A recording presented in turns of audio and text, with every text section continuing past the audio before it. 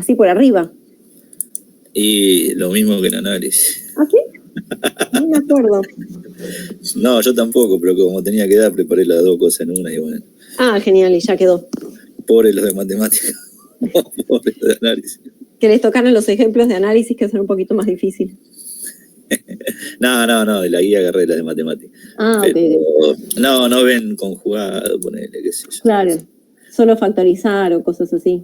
Pero los grafiquitos me los voy a borrar todos, así ya. No, lo que pasa es que yo en matemáticas no miro lo que viene, te hago. Te enterás en el momento que llegas a la clase. Sí, no, le pregunto, porque aparte de mi compañero sube las clases, viste, las clases las graba y las sube, pero no sé, tiene como algo que le tengo que pedir, o sea, yo no las puedo mirar. Una vez miré para ver dónde había quedado y para seguir a partir de ahí. Claro. Y después no lo pude hacer más, y para no molestarlo, le pregunto a los chicos hasta dónde llegaron y ahí arrancás.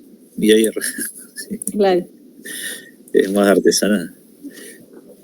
Pero me quedaron un montón de gráficos que estoy por usar ahora.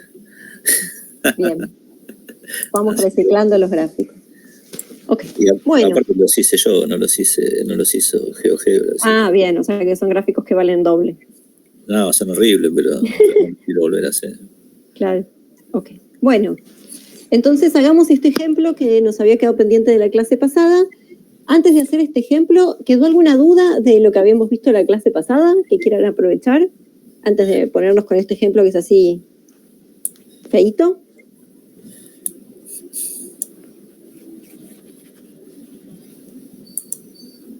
¿No hay dudas? Ok. De este tipo de ejercicios, como el que vamos a hacer ahora, hay bastantes en la guía, así que mírenlo con bastante cariño. Y ahí tiene muchas cosas de trucos y cosas así. Así que consúltenme, párenme cada vez que les haga ruido algún paso de los que estemos haciendo. Bien. Hago entonces rápido este ejemplito y después seguimos. Pero así no queda colgado este, que me parece que es un ejemplo que aparece bastante y que vale la pena que hagamos uno con detalle. Lo que habíamos llegado a ver la clase pasada era sí chequear qué tipo de indeterminación teníamos. Agarramos este ejercicio, chequeamos la indeterminación y habíamos detectado que tenía una indeterminación del tipo 1 a la infinito. Siempre que uno tenía la indeterminación del tipo 1 a la infinito, el único truco que teníamos era tratar de llevar esa función a que se escriba con el mismo formato de esta fórmula que está en rojo acá a la derecha. O sea, el único truco es tratar de reescribir esta fórmula para que tenga este mismo formato, exacto el formato que tenemos acá en rojo. En los ejemplos anteriores había algunas cosas que ya venían medio gratis. Les recuerdo cómo había sido el ejemplo anterior. El ejemplo anterior era este, que por ejemplo ya había unas cosas muy parecidas al formato al que queríamos llegar. Sí, ya teníamos el 1, ya teníamos el más, era muy similar. Sin embargo, en este caso, si uno mira este ejercicio, no tiene muchas similitudes con la función a la que queremos llegar. Eso no es que no se pueda llevar, lo vamos a llegar a escribir de este formato, significa que hay que trabajar un poco más para pasar de esto a algo que tenga este formato rojo. Entonces, ¿cómo vamos a empezar a reescribir nuestra función para llevarla a algo que tenga ese formato que es el que nosotros necesitamos? Un segundo, que ya empecé a escribir súper desprolijo. A ver ahora. Bien. Lo primero que uno nota cuando ve la fórmula a la que quiere llegar es que tiene este 1 sumando. Ese es como nuestro primer paso. Si yo quiero reconstruir esta fórmula, lo que necesito es que aparezca este 1, ¿sí? Como primer paso necesito que aparezca este 1. En nuestro caso ese 1 no aparece. Entonces, para arrancar el paso número 1 va a ser hacer aparecer ese 1. Cuando nosotros queremos hacer aparecer algo que no está, podemos simplemente ponerlo. Agrego a la expresión un 1 sumando, porque necesito que aparezca. El problema es que nosotros no podemos agregar cosas porque sí, ¿verdad? Toda cosa que nosotros agregamos, de alguna manera la tenemos que compensar.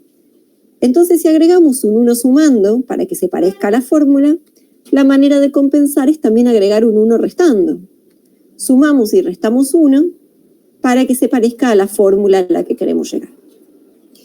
Ese truquito de sumar y restar 1, que es como nuestro primer paso, nos hace aparecer este 1 que necesitamos, pero el problema es que el segundo término, o sea, esto que está acá, tendría que ser una división, y en nuestro caso no es una división, es una resta. Entonces, para prolijarlo un poco más, en una cuentita aparte, vamos a tener que resolver esto que nos quedó acá para que quede una división y no una resta. ¿Qué significa resolver esa parte? Bueno, vamos a hacer la cuenta, vamos a hacer la resta de fracciones para achicar esa expresión y que quede más parecida a lo que queremos llegar. Para pensar que esto es una resta de fracciones, siempre podemos pensar que esto está dividido por 1, no hay ningún problema. Entonces sacamos denominador común, que es 2x menos 1, y hacemos la resta de fracciones con la metodología de resta de fracciones que más les guste. Lo podemos escribir un poco mejor, distribuyendo el menos del paréntesis. E incluso podemos aprovechar para simplificar algunas cosas. Este se nos va con este. Y lo que nos termina quedando cuando acomodamos un poco esta parte que está acá es simplemente un 3 en el numerador y un 2x menos 1 en el denominador. Entonces, cuando pasamos en limpio todo eso que obtuvimos, nos queda la siguiente situación. El 1 sumando que necesitábamos y ahora todo esto que está en amarillo se convirtió en una división. Y ahora sí tiene mucho más pinta de lo que nosotros queremos encontrar. Nuestro segundo paso es una vez que hicimos aparecer este 1, es hacer aparecer el otro 1. Este 1 que está acá. Ese sería nuestro segundo paso. Pero eso sí lo habíamos aprendido a hacer en el ejercicio anterior. El truco para hacer aparecer ese 1 era dividir arriba y abajo por el número que nos queríamos sacar de encima. Si dividimos numerador y denominador por el número que queremos sacarnos de encima, 3 dividido 3 da 1 y hacíamos aparecer el 1 que necesitamos. Entonces esto nos queda 1 más 1 sobre 2x menos 1 sobre 3. Y todo lo que está en la base ya sí tiene la pinta que nosotros necesitamos. Tenemos este 1, tenemos el más, tenemos el otro 1. Eso significa que todo lo que quedó acá abajo sería la g de nuestra fórmula. Lo último que nos faltaría para que esto ya esté liquidado, que ese es como nuestro tercer paso, es que en el exponente también aparezca la misma g. Si yo miro lo que tengo acá y lo que tengo en el exponente, no son similares. Entonces, si necesitábamos que esta expresión aparezca en el exponente, eso también ya lo habíamos visto en la clase pasada, pero lo volvemos a repasar. Simplemente lo agregábamos multiplicando y para compensar lo agregábamos dividiendo. Ese era el truco. Agrego esa expresión que necesito que aparezca en el exponente multiplicando y para compensar la agrego dividiendo. Pero dividir por una fracción era como multiplicar y dar vuelta, así que damos vuelta esta expresión.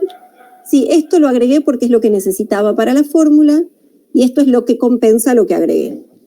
Y listo, casi que estamos terminando el problema. Todo esto que nos quedó acá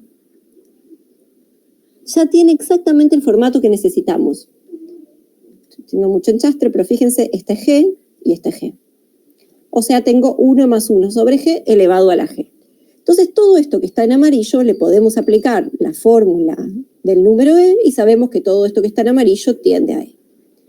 ¿Qué hacemos con lo que sobró? Bueno, lo que sobró iba a parar al exponente, entonces esto que sobró lo vamos a mirar aparte en una cuentita auxiliar.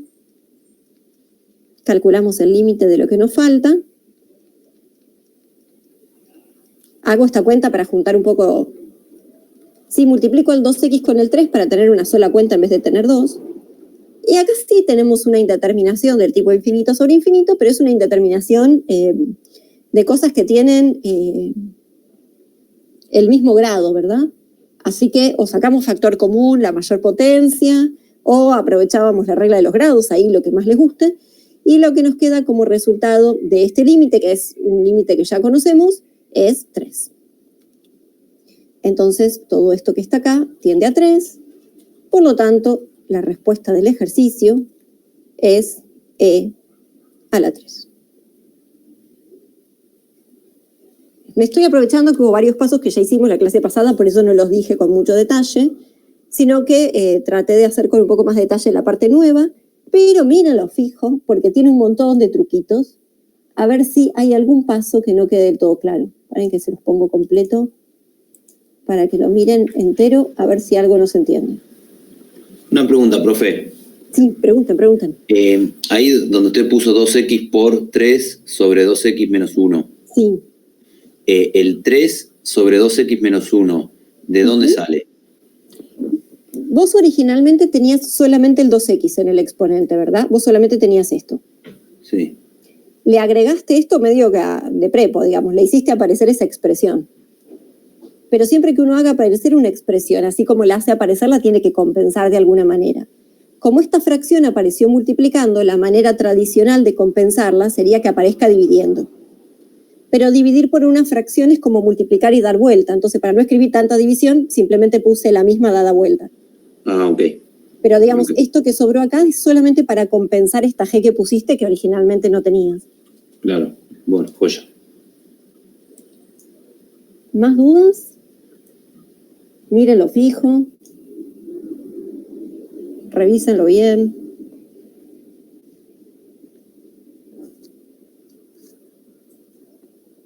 Ok. Bien, si este se entendió, entonces todos los que son del mismo espíritu van a salir porque son todos iguales. O sea, con este ejercicio podemos hacer tranquilamente todos los del ejercicio 6 y el ejercicio 7 salen todos iguales que este. Así que como que esos son todos muy, muy, muy parecidos, solamente cambian los numeritos. Bien.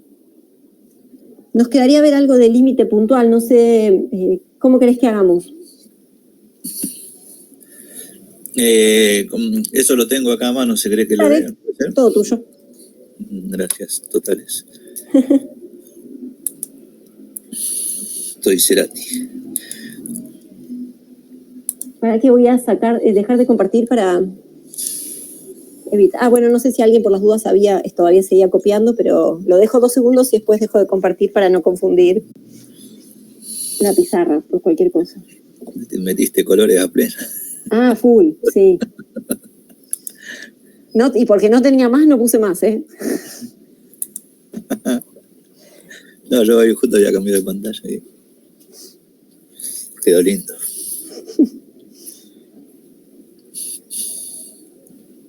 Ahora tengo que el ojo es blanco. ¿No?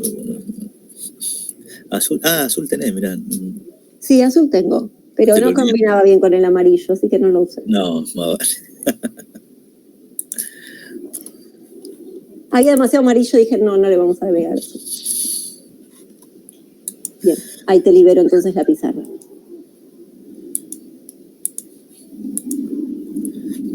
Acá estamos.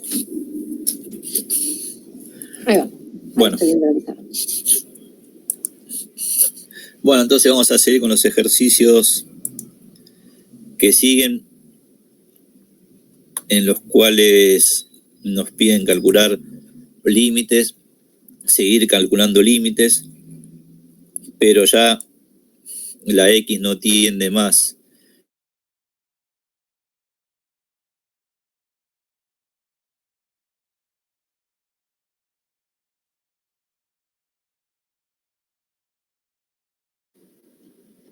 Profe, se le silenció.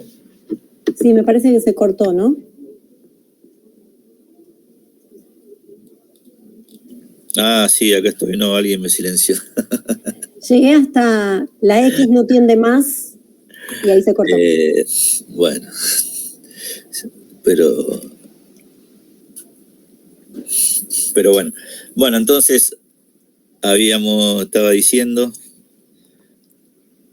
no me acuerdo, pero bueno, que a esto llamamos límites en un punto, cuando estamos calculando el límite de una función y X tendía a un número real, a un valor A, donde A puede ser un número real cualquiera.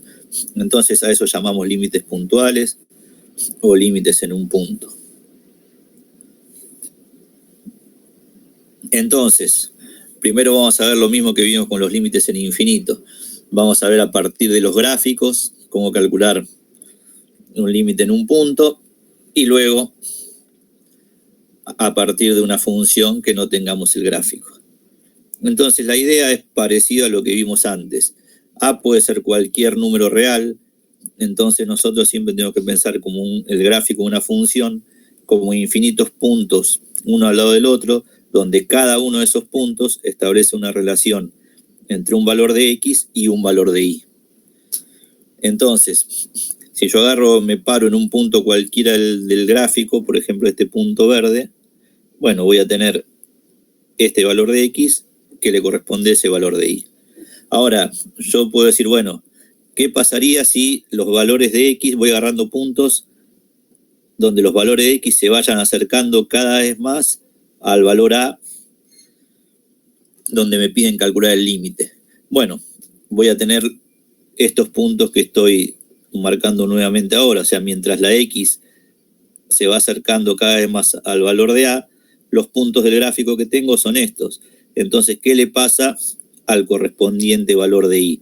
Por ejemplo, si este número fuera un 2, a medida que las X, los valores de X se acercan a A, los correspondientes valores de Y, ¿a qué número se van acercando cada vez más?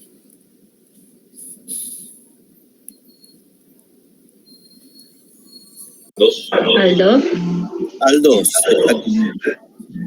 Y fíjense que eso pasa, no importa si estoy a la derecha de A o a la izquierda de A. Yo podría pararme en este punto a la izquierda de A y también ir acercando cada vez más al valor de A. No importa si me acerco a A por la derecha o por la izquierda, los correspondientes valores de Y se van acercando cada vez más al número 2. Entonces vamos a decir que el límite, cuando X tiende a A de la función, que ese límite en ese caso da 2. Bueno, ¿qué pasa en el segundo ejemplo? Fíjense nuevamente, si me paro en un punto cualquiera del gráfico, comienzo en este punto, digo, bueno, para este valor de X tengo este valor de Y.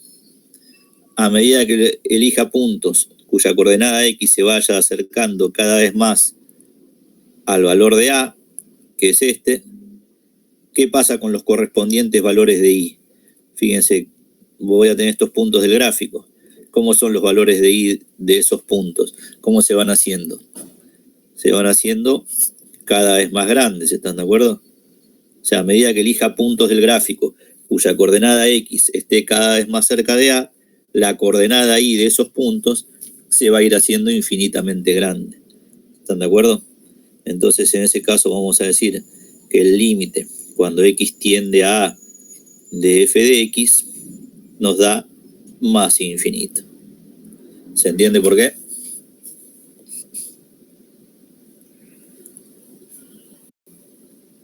Sí, profe. Perfecto. Bueno, ¿qué pasa en el último gráfico? Nuevamente, si me paro en un valor de X cualquiera, para este X tengo este valor de Y. A medida que la coordenada X de los puntos que yo elija se vaya acercando cada vez más a A, los valores de Y, ¿qué les va pasando? ¿Cómo se van haciendo? Se van haciendo negativos y en módulo toman valores cada vez más grandes. Entonces, acá vamos a decir que el límite, cuando X tiende a A de f de X, ¿cuánto vale? Menos infinito. Menos infinito. Conclusión, cuando estemos calculando límites puntuales o límites en un punto, el resultado del límite nos puede dar más infinito, menos infinito o un número real cualquiera. 2, 5, menos 4, 0. Eso es un número real cualquiera. ¿Están de acuerdo? Bueno. Una pregunta, ahora, profe. ¿sí? ¿Puede ser que en el parcial tomen algún ejercicio así, como con gráfico, para saber cuál es la respuesta? ¿O va a ser más que nada el ejercicio particularmente? No tengo la más remota idea, digamos. Pero le preguntamos a Malena. No, la verdad que no toman esto. Hacelo fácil, Malena, por favor. No, es que no depende de mí, yo no hago el parcial, ni siquiera lo corrijo. No, bueno, la pregunta es fácil, no toman algo de esto. Lo que pasa es que no sé bien por qué me lo preguntás. Lo que pasa es que si esta parte no queda claro, lo que sigue va a ser muy misterioso, ¿entendés? Esta como la parte fácil. Ok. Por decírtelo de alguna manera, tampoco te van a tomar a graficar una función lineal. Ahora, si no sabes graficar una función lineal, vas a estar complicado para hacer cualquier otra cosa, porque son como herramientas medio básicas. ¿Entendés? Claro. Sí, entonces sí. No sé por qué me preguntas esto, si porque no lo entendés o porque me parece muy pavo, digamos. No, sí lo entiendo, pero como para nada, en el momento del repaso y demás, darle como más prioridad también. No, bueno, en el momento de repaso no le des prioridad a los límites a partir de los gráficos, ¿no? Si esa es la pregunta, no. Joya, gracias, Gonzalo. No, de nada. Bueno, ahora con los límites en un punto pasa lo siguiente, que por ahí tenemos el gráfico que estamos viendo ahora, que bueno, en particular es como si fuera una función homográfica, ¿se acuerdan que habíamos visto hace un tiempo atrás? No miren la hora de la pantallita porque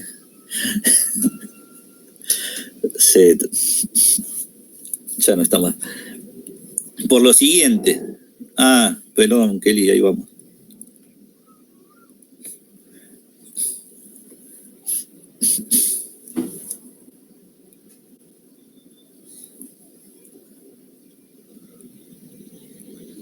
¿Ya está? Listo, profe, gracias. No, de nada. Bueno, fíjense lo que ocurre en este ejemplo. Bueno,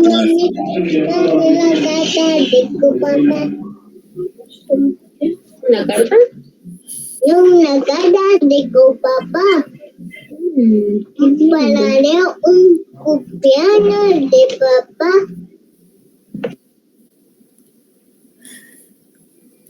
Bueno, fíjense que en este caso no es lo mismo acercarnos, no pasa nada, a A por la derecha que acercarnos a A por la izquierda. ¿Por qué? Porque si me voy acercando, los valores de X se van acercando a A del lado derecho, los puntos del gráfico que tengo que mirar son los que estoy remarcando ahora. ¿Se entiende? Entonces, si los valores de X se van acercando a A por la derecha, los correspondientes valores de Y, ¿a cuánto tienden? A menos infinito. Ahora, si me estuviera acercando a A por la izquierda, tendría que mirar estos puntos del gráfico. Y a medida que estoy cada vez más cerca de A, esos puntos, la coordenada Y toma valores cada vez más grandes con signo positivo. Conclusión, no es lo mismo acercarme al valor de A por la derecha que por la izquierda. Entonces, como resultado da distinto, vamos a hacer esta distinción y cuando nos acercamos a A por la derecha, acá al número le vamos a poner arriba y a la derecha le vamos a poner un signo más. Eso significa que nos vamos a estar acercando al valor de A por la derecha, o sea que los valores de X siempre van a ser un poco más grandes que A. Y cuando acá ponemos un menos, significa que nos vamos a estar acercando a A por la izquierda. En este ejemplo, este límite daba menos infinito y este límite daba más infinito. Entonces, cuando ponemos este signo más y este signo menos acá arriba, a eso se lo llaman los límites laterales, que es lo que está en el recuadro azul. Cuando nos acercamos a A por la derecha, al número le ponemos un más acá arriba. Cuando nos acercamos a A por la izquierda, le ponemos un menos. Entonces, fíjense que en los ejemplos anteriores, vuelvo a la página que teníamos antes, eso no lo había tenido en cuenta porque tomé la precaución de poner ejemplos en los cuales los dos límites laterales daban igual. Me daba lo mismo acercarme por la derecha o por la izquierda en los tres ejemplos que puse. Entonces, cuando los límites laterales son iguales, acá no se aclara si me estoy acercando por la derecha o por la izquierda. Se pone simplemente el límite cuando X tiende a A. Entonces ahí se sobreentiende que ya sea si me acerco por la derecha o por la izquierda, el resultado del límite es el mismo. Ahora, cuando el resultado del límite depende si me acerco por la derecha o por la izquierda, entonces hay que aclarar si me estoy acercando al valor de A por la derecha o por la izquierda, con esta notación. ¿Se entiende más o menos? Sí. Bueno, perfecto. Entonces, ahora vamos a ver de nuevo algunas propiedades que son las mismas que habíamos visto parecidas las clases anteriores para límites en infinito, pero ahora para límites en un punto. Las primeras propiedades para límite en un punto, que lo podemos ver a partir de los gráficos, son que si estoy calculando el límite cuando x tiende a un valor a cualquiera de x, x es como tener la función lineal y igual a x. Entonces, por ejemplo, si la x tiende a 5, el resultado de este límite va a ser 5. Si la x tiende a 8, el resultado del límite va a ser 8, y así sucesivamente.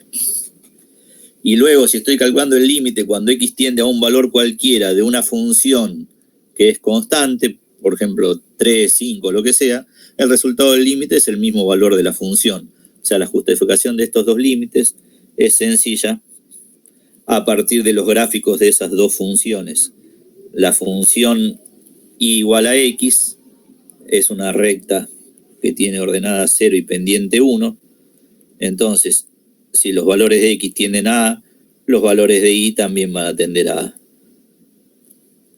Y el segundo ejemplo es bastante obvio sin ver muchas formalidades, porque si tengo una función que es constante, yo ahí en el ejemplo puse 3, pero puede ser cualquier función, entonces no importa el valor de A, cuando me voy acercando a A por la derecha o por la izquierda, el valor que toma la función siempre es el mismo.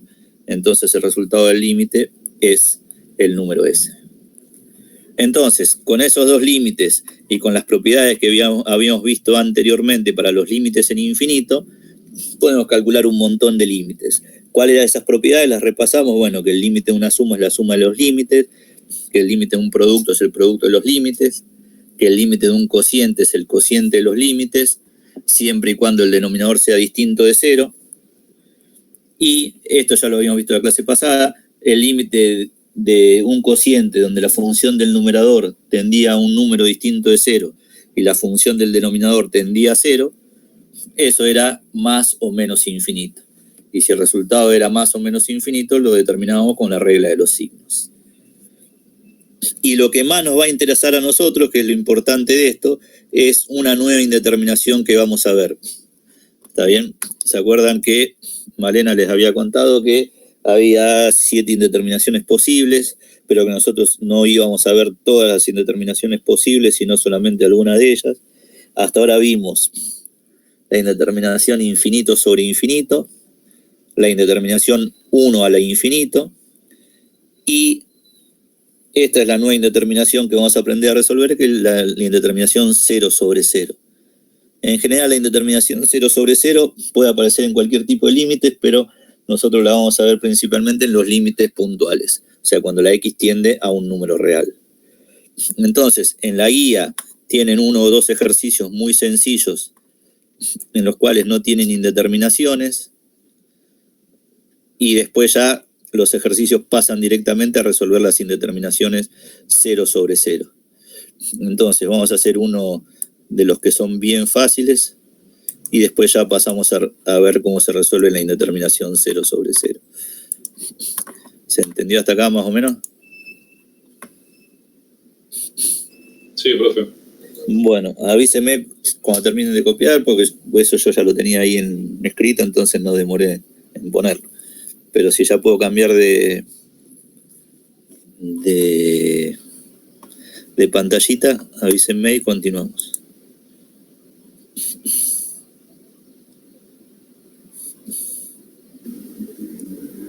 Por mí ya puede cambiar, profe, no sé los compañeros. Bueno, gracias. Bueno, esto queda para luego. Bueno, entonces vamos a ver este ejemplo, que es el ejercicio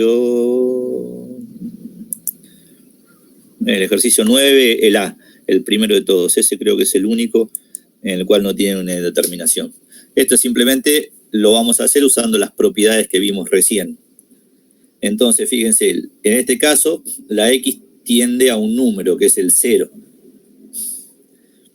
Entonces, si la x tiende a 0, esta x va a tender a 0. X elevado a la quinta es como tener x por x por x por x por x. Como el límite de un producto es el producto de los límites, entonces esto va a tender a 0. Esto va a tender a 2, y 0 menos 2, todo eso ¿a cuánto va a tender? A menos 2, o sea, todo el numerador tiende a menos 2.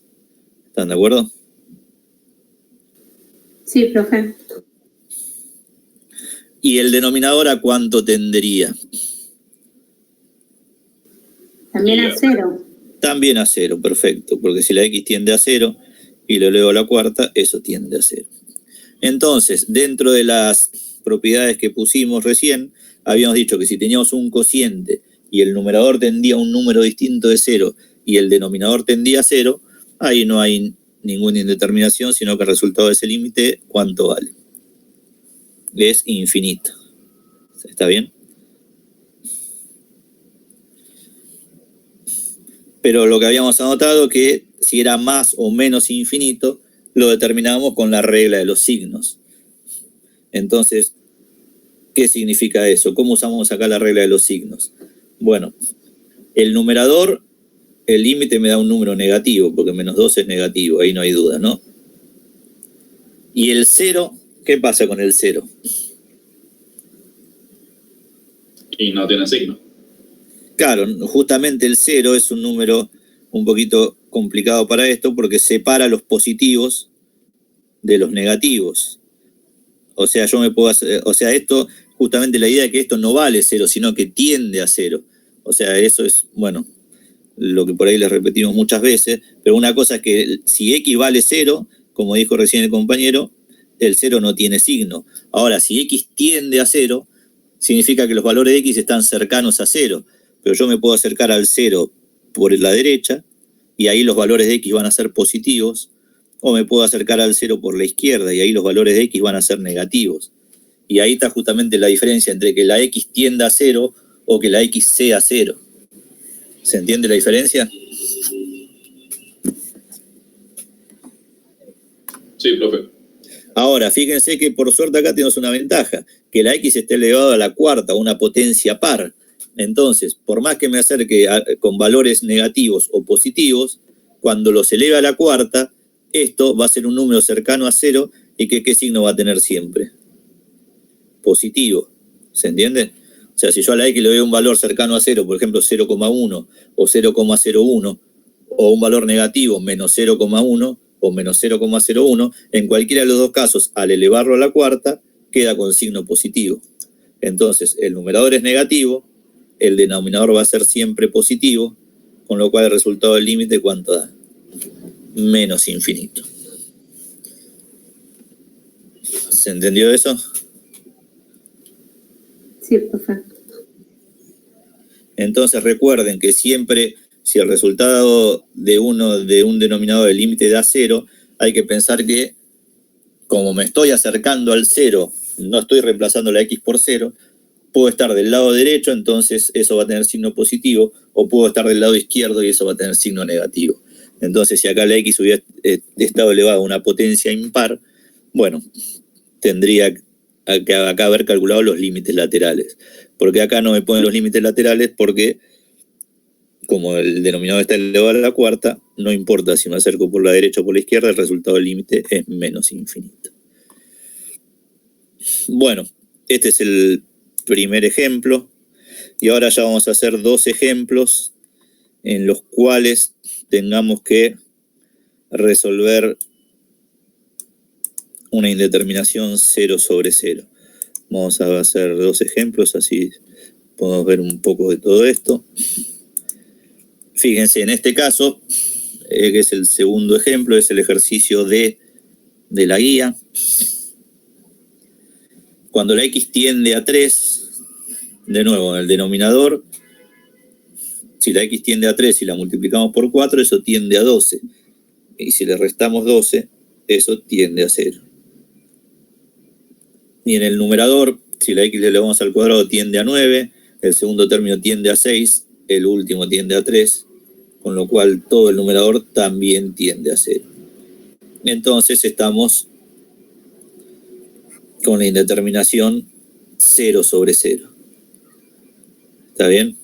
Entonces, algo que es fundamental y que es útil que lo tengan, o al menos cuando se pongan a estudiar a mano, es como una listita o por ahí después si tenemos tiempo lo hacemos, de cada indeterminación,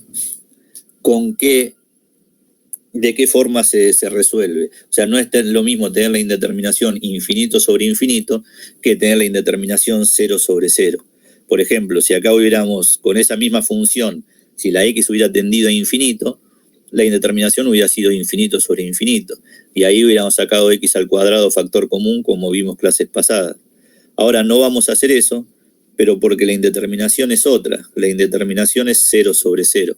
Entonces lo que vamos a aprender ahora es cómo resolver justamente la indeterminación 0 sobre 0. ¿Qué vamos a tratar de hacer? Vamos a tratar de hacer lo siguiente.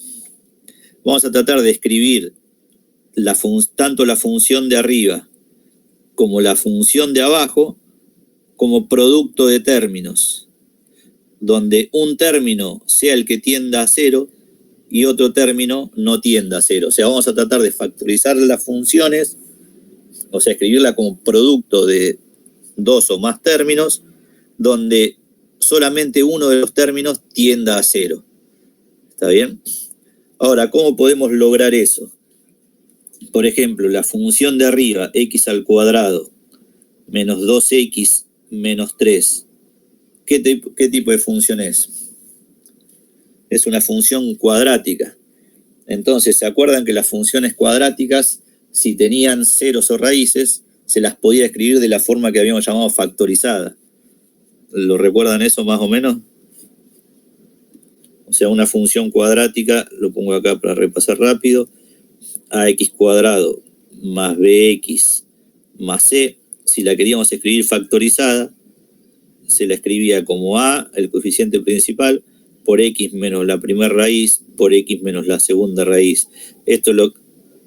ahora no sé si lo habíamos visto, pero bueno, una cuadrática se podía escribir de esa manera. ¿Lo recuerdan? Yo alguna vez lo vi, pero no lo vimos acá. Bueno, sí, tenés razón, me parece que capaz que no lo vimos, pero bueno, es esto, no como dice acá el compañero, una cuadrática que efectivamente tiene dos ceros o raíces, se la puede escribir factorizada de esta manera, donde x1 y x2 son los ceros de la función cuadrática, los ceros o las raíces. ¿Cómo se calculaban los ceros o las raíces? ¿Se acuerdan? O sea, x1 y x2 se obtenían igualando la función a 0 y resolviendo esa ecuación. Como esa ecuación era un poquito complicada de resolver, había una fórmula que era esta.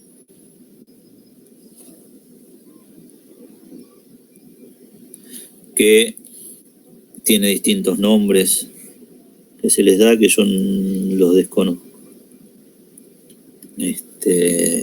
Pero bueno, de esa forma encontrábamos los ceros o las raíces de una cuadrática. Entonces, fíjense, para la función que tenemos acá en el numerador, vamos a hacerlo acá abajo, si f de x es x al cuadrado menos 2x menos 3, ¿cómo la podríamos escribir en su forma factorizada? ¿Qué habría que hacer? Paso 1, igualar la función a 0 y encontrar las soluciones de esta ecuación con la formulita que está escrita ahí a la izquierda. ¿Está bien? Una solución va a ser 3 y la otra solución es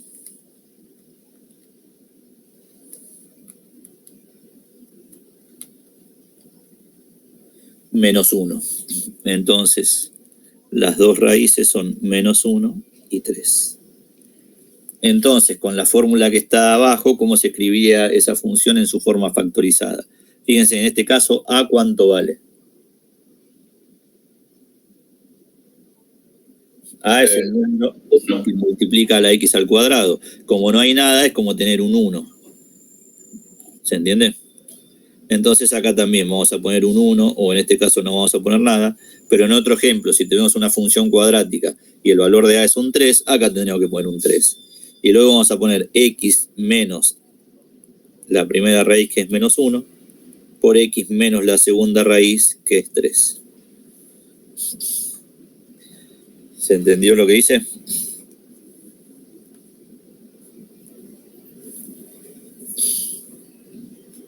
Sí, sí.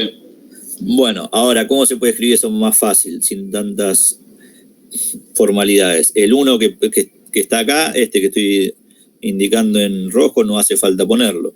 Y x menos menos 1 es lo mismo que poner x más 1. Conclusión, la función cuadrática del numerador la puedo escribir como producto de dos términos, x más 1 por x menos 3. Fíjense, ¿me sirvió hacer eso? Sí, porque yo separé la función en un producto donde uno de los términos tiende a 0 y otro de los términos no tiende a 0. ¿Cuál es el que tiende a 0? Cuando la x tiende a 3. El segundo. Y esto no tiende a 0 porque esto tiende a 4.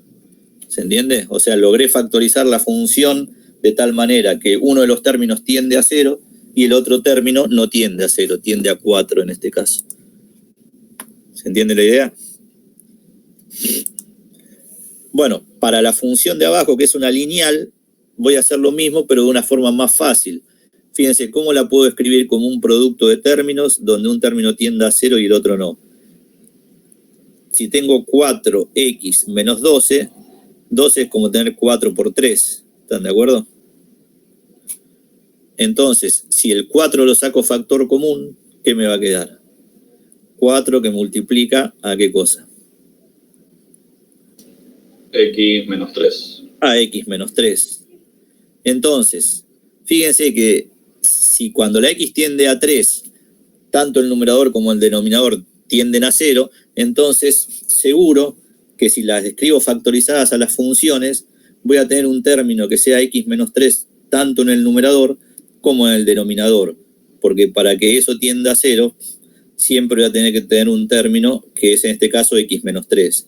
Si el límite de la x tendiese a 5, cuando factorice me va a quedar en el numerador x menos 5 y en el denominador x menos 5.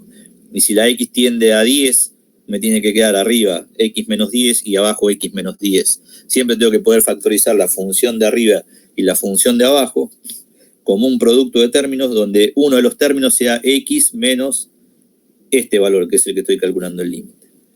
¿Se entiende?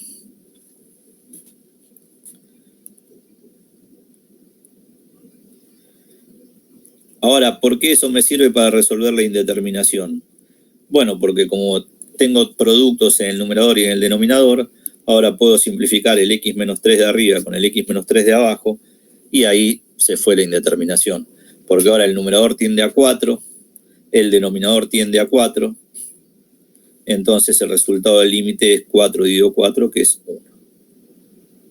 Y así resolví la indeterminación 0 sobre 0 cuando tengo cocientes de polinomios. ¿Se entiende más o menos?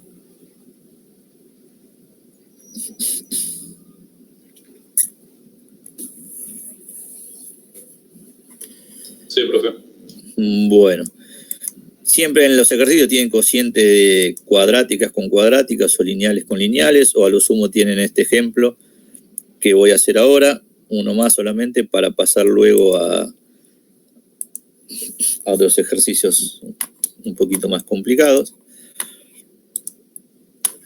Entonces, vamos a tratar de aplicar eso a este límite, que es el segundo límite que vamos a resolver, en el cual tenemos la indeterminación 0 sobre 0. Fíjense, si la x tiende a 0,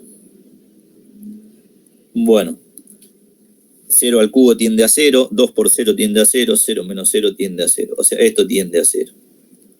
Y esto también. Ahora, fíjense cómo podríamos hacer lo mismo que hicimos hace un rato, teniendo ahora funciones polinómicas de grado 3. Nosotros habíamos dicho que teníamos que tratar de factorizar la función de arriba y la función de abajo, de tal forma que me quede un término que tienda a 0 y otro término que no tienda a 0. Y que el término que tiende a 0 siempre iba a ser x menos el valor del límite al que estaba tendiendo la x. En este caso sería x menos 0. O sea, x. ¿Se entiende la idea? Entonces, ¿cómo puedo escribir la función de arriba como un producto de factores donde un término tienda a 0 y el otro no? Fíjense, ¿qué puedo sacar factor común arriba en la función del numerador? X al cubo es como tener x por x, y x al cuadrado es como tener x por x. Si saco x al cuadrado factor común, ¿qué me va a quedar? En el primer término, ¿qué va a quedar? Una x sola. Y en el segundo término va a quedar un 2. ¿Están de acuerdo? Sí. Fíjense, si hago la propiedad distributiva, vuelvo a reobtener lo mismo que tenía antes. Ahora, ¿me sirve eso? Sí, me sirve, porque cuando la x tiende a 0, esto tiende a 0, y esto ya no tiende a 0. ¿Esto a cuánto tiende? A menos 2, ¿están de acuerdo? Entonces, simplemente sacando factor común, el menor exponente al que está elevado a la x, logré separar esa función en un producto de dos términos, donde uno de los términos tiende a 0 y el otro de los términos tiende a un número. Y si hago lo mismo en la función del denominador y saco x al cuadrado factor común, ¿qué nos va a quedar? En el primer término nos va a quedar 2x. Y en el segundo término nos va a quedar 3. Nuevamente, fíjense, este término tiende a 0 y este término tiende a 3. Entonces, nuevamente, pude separar el denominador en un producto de términos donde un término tiende a 0 y el otro tiende a un número. ¿Para qué me sirve eso? Bueno, porque ahora puedo simplificar el término que tiende a 0 arriba y abajo, y ahí se resolví la indeterminación, porque el resultado del límite da menos 2/3. ¿Se entiende más o menos la idea? Sí. Bueno, algo que cuando nos pasa a todos por ahí, que cuando estamos estudiando esto, uno puede hacer un lío muy grande cuando solamente mira la función y no mira el límite que está calculando. O sea, si uno dice, bueno, si yo miro esto solo, este límite, y no miro a cuánto tiende la x, ahí es cuando uno empieza a hacer unos líos mayúsculos. ¿Por qué? Porque si uno quiere aplicar una regla sin saber qué indeterminación tiene, ahí empieza a meter la pata. ¿Se entiende? Uno dice, si yo tengo un cociente de polinomio, saco factor común el mayor exponente. Bueno, no es la idea eso.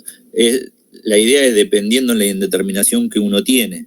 Por ejemplo, si estuviera calculando ese límite, pero con la x tendiendo a infinito, sería una cosa muy distinta. ¿Por qué? Porque la función de arriba tendería a infinito, la función de abajo tendería a infinito, y estaría resolviendo la indeterminación infinito sobre infinito. Entonces, en ese caso, para resolver la indeterminación infinito sobre infinito, aplicaría otra cosa, que es sacar factor común el mayor exponente al que está elevado la x. ¿Se entiende? En el ejemplo que hicimos recién, estamos resolviendo la indeterminación 0 sobre 0, porque la x tiende a 0. Entonces, si estamos resolviendo la indeterminación 0 sobre 0, tenemos que factorizar las funciones de tal forma que nos quede un término que tiende a 0 por otro que no tienda a 0. Entonces, moraleja de esto, antes de aplicar una regla, siempre tienen que tratar de mirar qué tipo de indeterminación estamos resolviendo. ¿Se entiende eso? Y si uno se distrae un ratito y deja de mirar esto, a cuánto tiende la x, ahí en general cuando uno empieza a hacer algunas cosas equivocadas. Entonces, más importante que la función es mirar a cuánto tiende la x, paso 1. Una vez que miro a cuánto tiende la x, segundo paso es ver qué tipo de indeterminación tengo, si es que la tengo. Una vez que identifiqué el tipo de indeterminación que tengo, recién ahí me fijo qué regla utilizar para resolverlo. Bueno, continuamos porque si no, no llegamos. Vamos a hacer ahora lo siguiente. Vamos a resolver las indeterminaciones 0 sobre 0, pero en el caso de tener raíces cuadradas en el numerador o en el denominador o en ambos términos. ¿Está? A ver, vamos a hacer un ejemplo más o menos fácil. Y después vemos si podemos hacer alguno más complicado. Me refiero a estos. Todos son ejemplos de la guía del ejercicio 9. Fíjense que acá tenemos nuevamente la x tiende a 0. Entonces el denominador obviamente tiende a 0. Y el numerador también, porque tenemos 1 menos algo que tiende a 0, tiende a 1. La raíz de 1 tiende a 1, menos el segundo término que también tiende a la raíz de 1. Raíz de 1 menos raíz de 1, eso tiende a 0.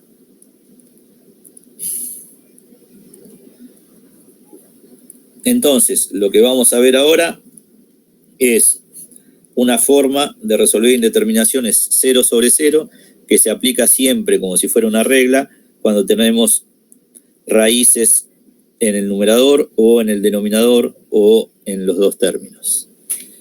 Y ese método consiste en lo siguiente. Esto no lo vimos, ¿no? No lo vimos. Consiste en multiplicar y dividir a la función por lo que se llama el término conjugado del que tiene la raíz cuadrada. ¿Qué es el término conjugado del que tiene la raíz cuadrada? Es el término que voy a escribir ahora. O sea, los mismos dos términos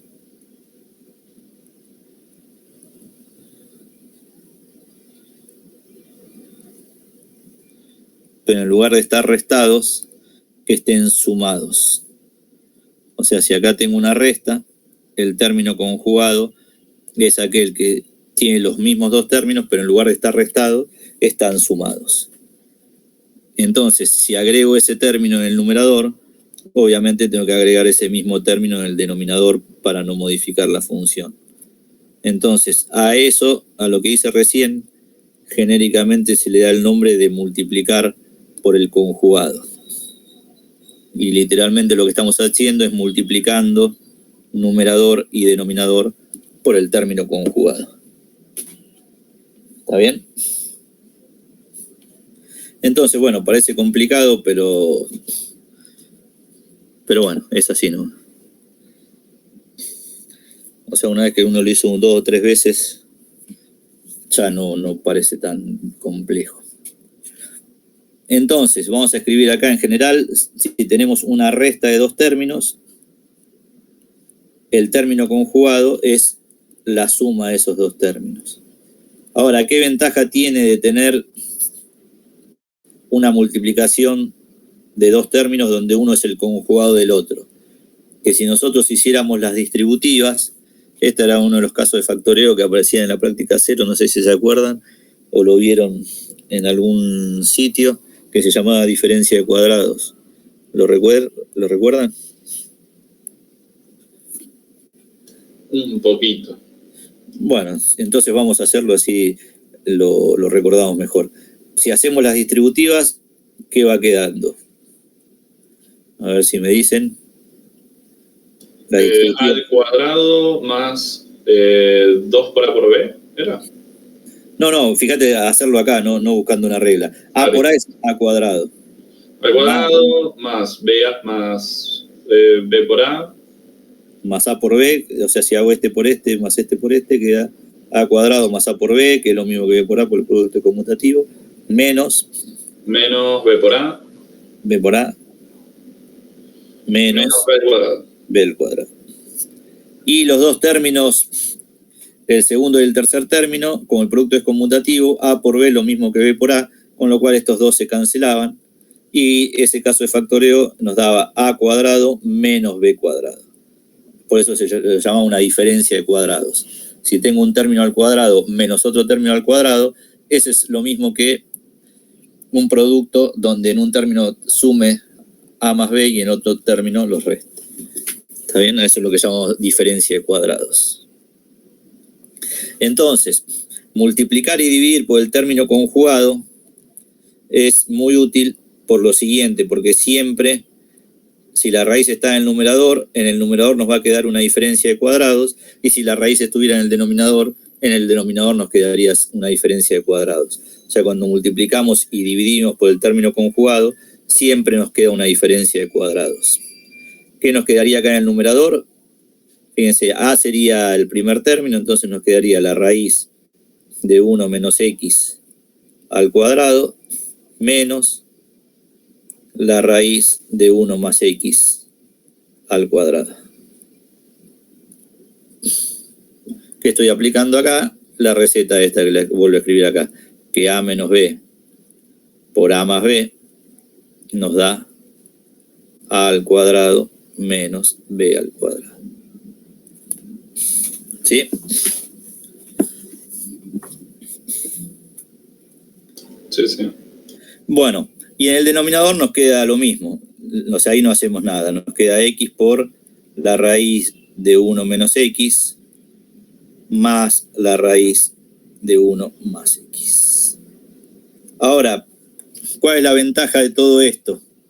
Disculpen que esto lo borro porque era simplemente como un repaso. Quedó la formulita ahí arriba. Fíjense que acá siempre puedo simplificar esta raíz con este cuadrado y esta raíz con este cuadrado. O sea, si primero aplico la raíz y luego elevo al cuadrado, ahí siempre puedo simplificar la raíz con los cuadrados. ¿Está bien? Con lo cual, fíjense que en el numerador, ¿qué va a quedar? Va a quedar el límite cuando x tienda a 0 de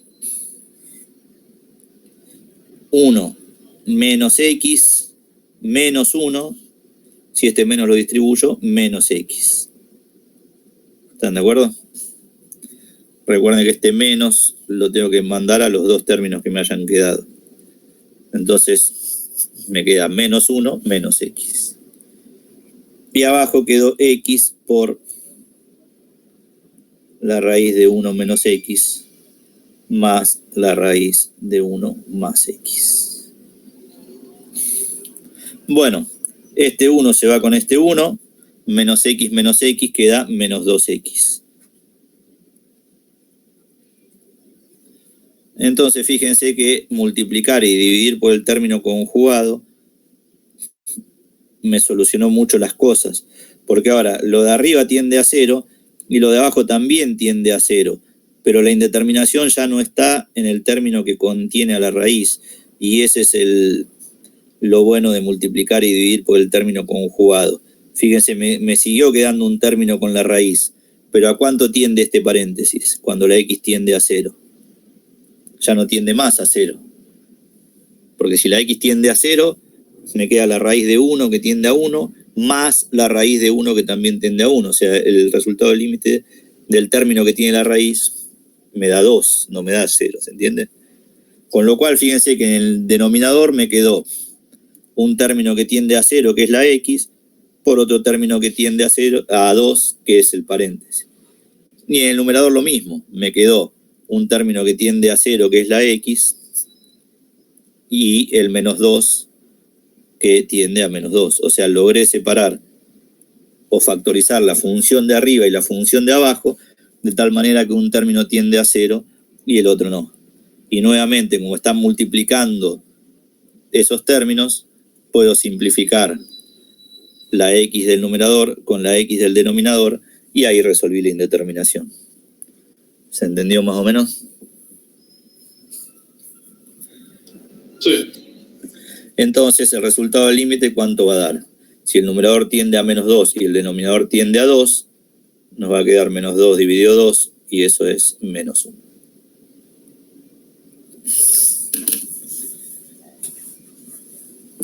¿Está bien?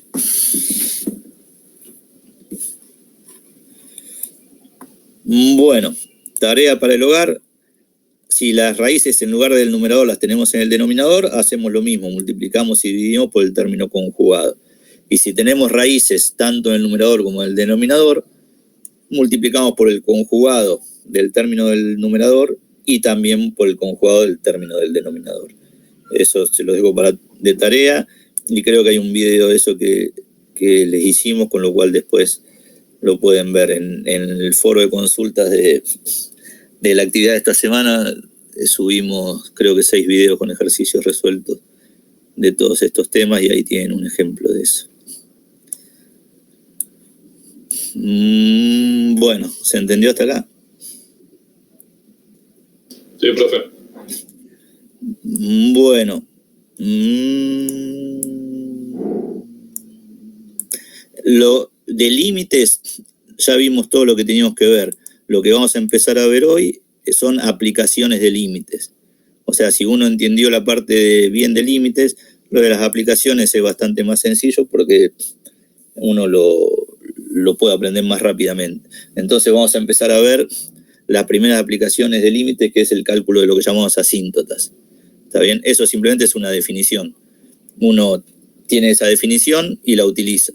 Entonces les voy a contar las definiciones y vamos a ver qué significa gráficamente. Y luego, para ver ejemplos, para no hacer esto tan largo, les voy a mandar el link de un video que les había hecho de un ejercicio donde calculamos asíntotas. Entonces les escribo la definición, se lo muestro a partir de un gráfico y después les dejo el link de un video, igual lo tienen en el campus, donde dice un ejemplo de calcular asíntotas de una función. Simplemente es calcular límites. ¿Está bien? Entonces, por eso, si uno entendió bien la parte de límites, el cálculo de asíntotas es bastante sencillo. Entonces, las asíntotas pueden ser asíntotas horizontales,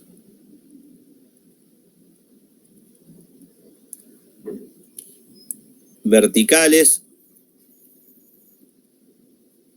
Bueno, para nosotros horizontales y verticales. Si miran en algún lado, por ahí el tema asíntotas, también hay lo que se llama asíntotas oblicuas, pero nosotros en este curso no lo vamos a ver, con lo cual para nosotros solamente existen asíntotas verticales y horizontales. ¿Qué van a hacer las asíntotas verticales y qué van a hacer las asíntotas horizontales?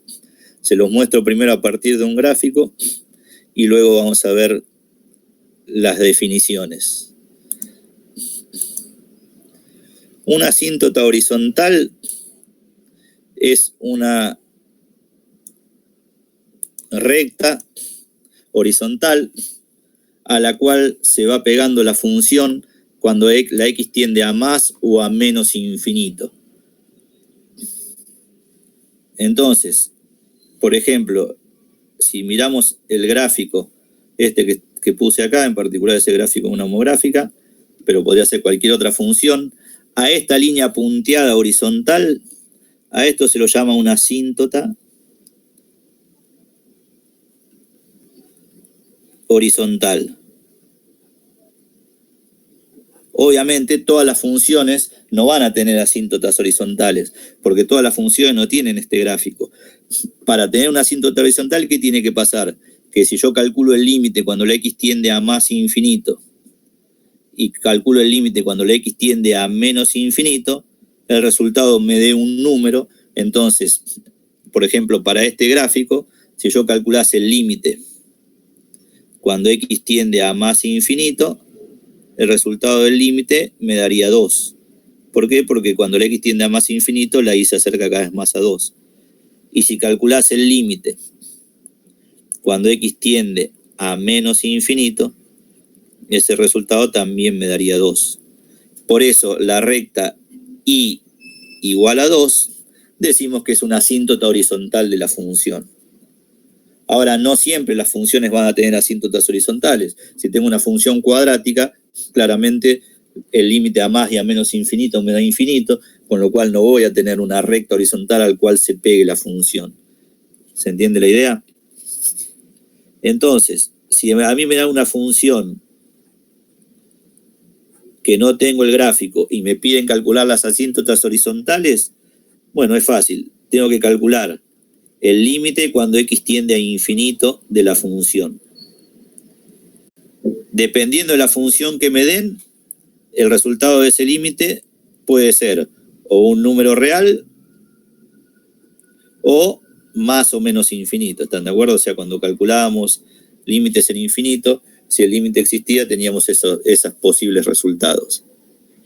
Entonces, Si calculo el límite cuando x tiende a infinito de la función y el resultado me da más o menos infinito, eso significa que la función no tiene asíntotas horizontales, que lo vamos a abreviar así. Y si me da un número real, entonces vamos a escribirlo de una manera un poquito más sencilla. Vamos a poner, si esto nos da un valor L, donde L es un número real, entonces decimos que I igual a ese valor de L es asíntota horizontal de la función. Moraleja de esto, para calcular asíntotas horizontales, calculo el límite cuando x tiende a infinito. Si el límite me da un número, I igual a ese número es la asíntota horizontal de la función. Si el límite me da más o menos infinito, decimos que la función no tiene asíntotas horizontales.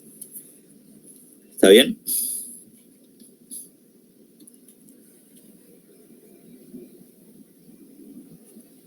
Y a estas líneas punteadas verticales a las cuales se pega la función en algunos casos, a estas las vamos a llamar asíntotas verticales.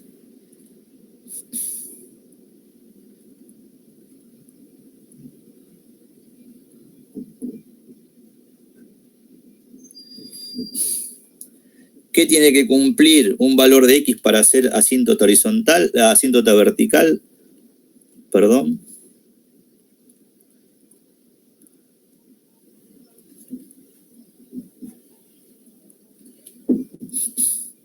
Tiene que cumplir lo siguiente, la definición es la siguiente. Decimos que x igual a a, o vamos a poner, así, x igual a a es una asíntota vertical si alguno de los límites laterales me da infinito. O sea, si calculo el límite cuando x tiende a y ese límite me da más o menos, vamos a poner así. Si calculo el límite lateral por derecha y eso me da más o menos infinito, o si el límite cuando x tiende a por la izquierda da más o menos infinito. En la práctica, cuando vayamos a hacer los ejercicios, no vamos a calcular los límites laterales, sino que vamos a hacer esto que le estoy anotando acá en azul. Vamos a calcular simplemente el límite cuando x tiende a un valor de a. Si ese límite nos da más o menos infinito, entonces ese valor va a ser asíntota vertical. No hace falta calcular los límites laterales.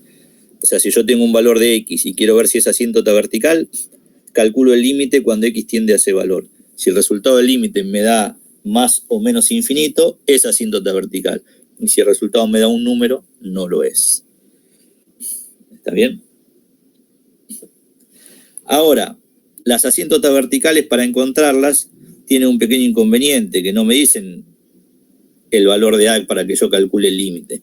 Y si me dan una función, yo no puedo empezar a probar y calcular el límite cuando x tiende a 1, cuando tiende a 2, cuando tiende a 3, cuando tiende a 4, hasta pegarle a uno que me dé infinito. Entonces, ¿cuáles van a ser las posibles asíntotas verticales de una función?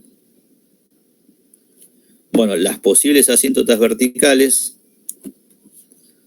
van a ser aquellos valores de x que no pertenezcan al dominio de la función. ¿Por qué? Porque son los únicos que tienen posibilidades de que el límite me dé infinito. Por ejemplo, fíjense que en esta función homográfica, este valor de x, donde tengo la asíntota vertical, no pertenece al dominio de la función. O sea, para ese valor de x no hay función. Entonces, para calcular las asíntotas verticales, lo que voy a calcular es el dominio de la función. Por ejemplo, si tengo una función que es un cociente, el dominio va a ser todos los reales menos aquellos x que hagan cero el denominador. Una vez que tengo los x que hacen cero el denominador, esos son los valores de a. Calculo el límite cuando x tiende a a, y si me da más o menos infinito, esa es una asíntota vertical. Y si no, no lo es. ¿Se entiende más o menos? Sí, profe. Entonces, una función no siempre tiene una sola asíntota vertical y una sola asíntota horizontal. Por ejemplo, en la figura que estamos viendo ahora, fíjense, la función que está más a la derecha, en este caso tengo dos asíntotas verticales. O sea, esta es una asíntota vertical y esta es otra asíntota vertical. O sea, la función tiene dos asíntotas verticales diferentes. ¿Por qué? Porque en este caso, si yo calculase el dominio de la función, el dominio de la función me hubiera dado todos los reales menos, bueno, en este caso el menos 3 y el 2. Entonces, cuando en un dominio me dan todos los reales menos 2 o 3 números, yo tengo que calcular el límite cuando x tiende a cada uno de esos números. Si el límite me da infinito, es una asíntota vertical. Si el límite no me da infinito, no es una asíntota vertical. ¿Se entiende más o menos?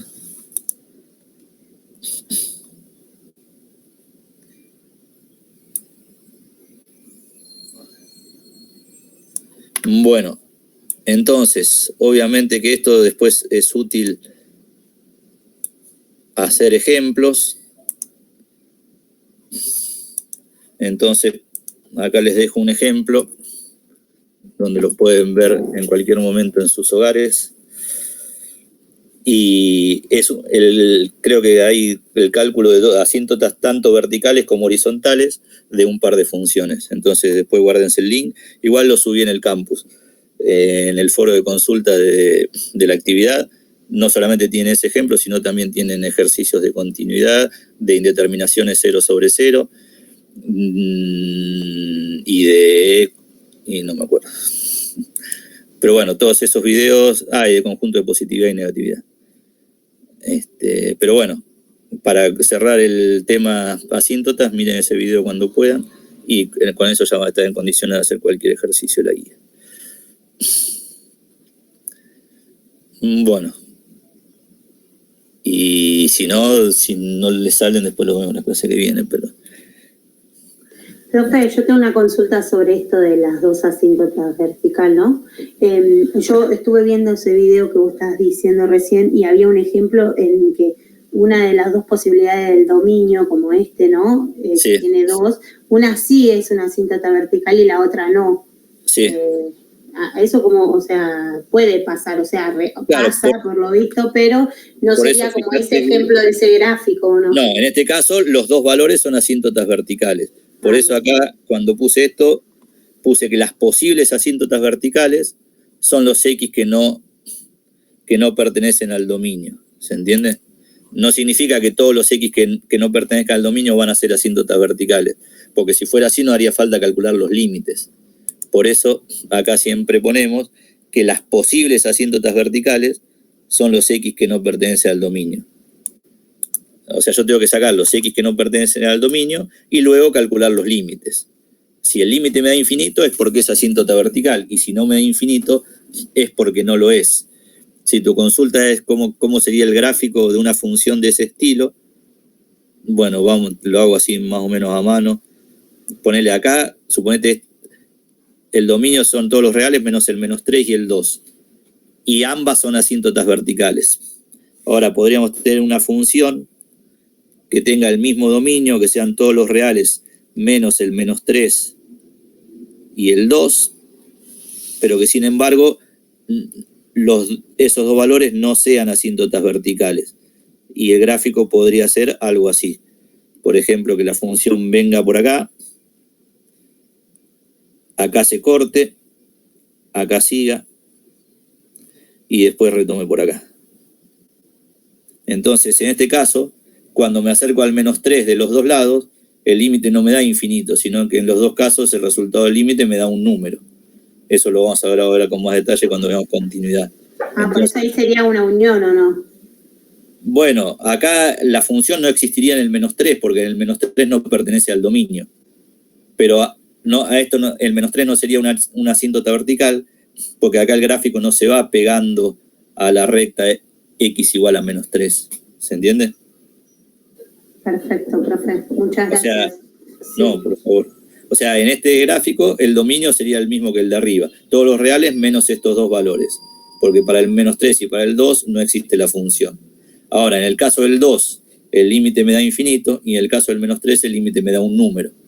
Entonces, fíjate que si tengo la indeterminación 0 sobre 0, no siempre el límite va a dar infinito, puede dar un número como en los ejemplos que hicimos antes.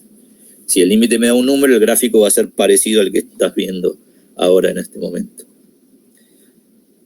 ¿Se entiende más o menos? Sí, se entiende.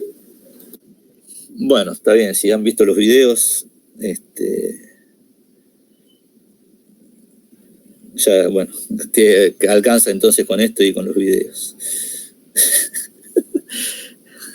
No te rías, Male, no estoy robando clase. Pero profe, no quiere decir que si yo haya visto los videos y capaz que lo entendí, pobre los compañeros, capaz que no lo entendieron, ¿eh? Así que va a tener que trabajar igual, profe. Pero trabajé haciendo los videos.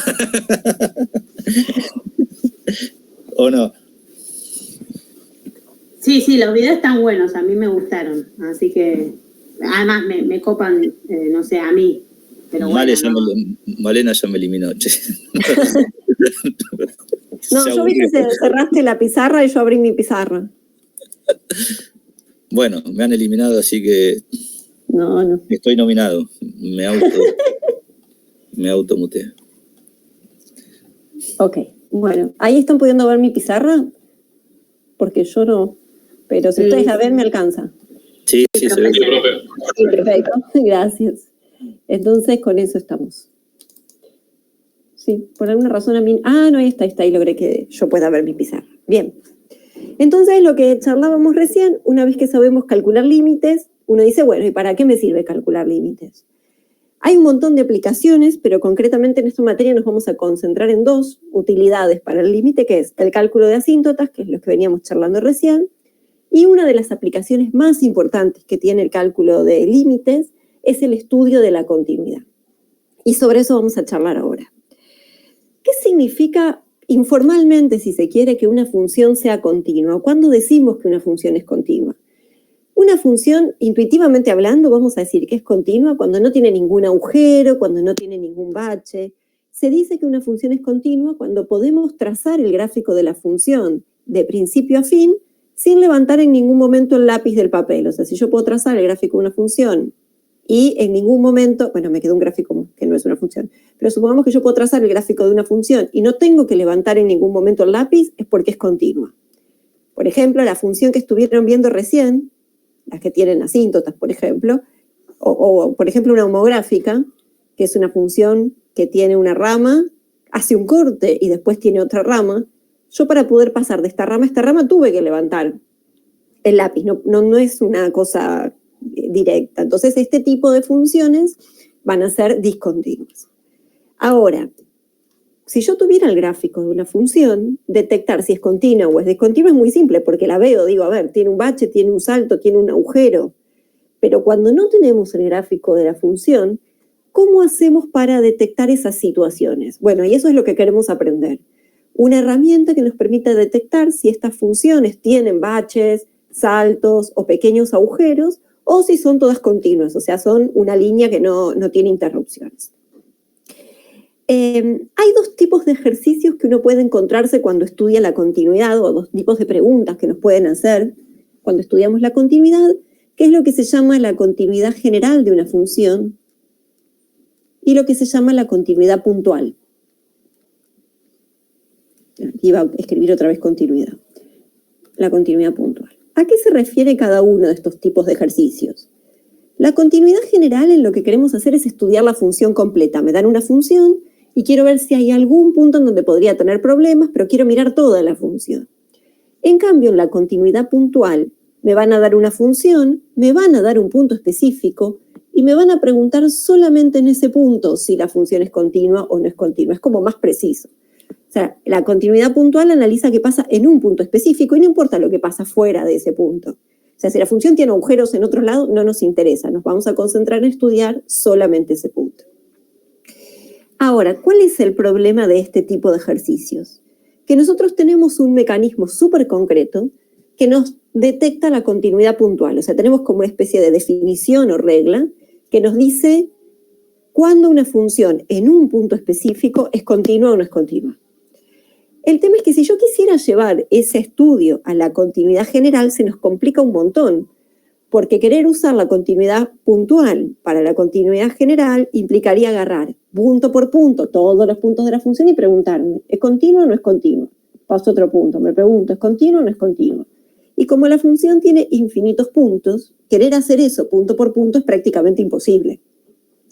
Entonces, como cuando uno quiere estudiar la continuidad general, no quiere andar fijándose puntito por puntito a ver si mi función tiene problemas o no tiene problemas, entonces algo que es muy común que usemos es todo el conocimiento previo que nosotros aprendimos en la práctica 1.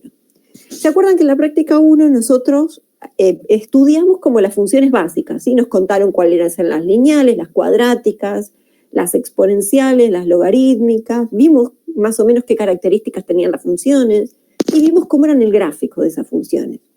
Entonces, hay muchas funciones que porque nosotros ya las estudiamos en las prácticas anteriores o porque ya las conocemos, ya podemos afirmar que son continuas y no necesitamos probarlo. O sea, si a mí me dan una función lineal que ya hemos dibujado 500.000 millones de veces, no tenemos que probar que es una función continua. Podemos decir es continua porque ya la conocemos de toda la vida y sabemos que una función lineal no tiene agujeros.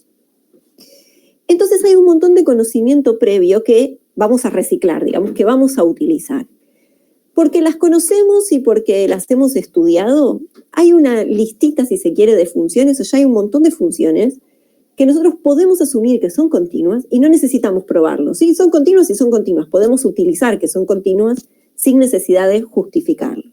Entonces, algunas cosas que podemos usar es que hay funciones que porque las conocemos son continuas y no se discuten.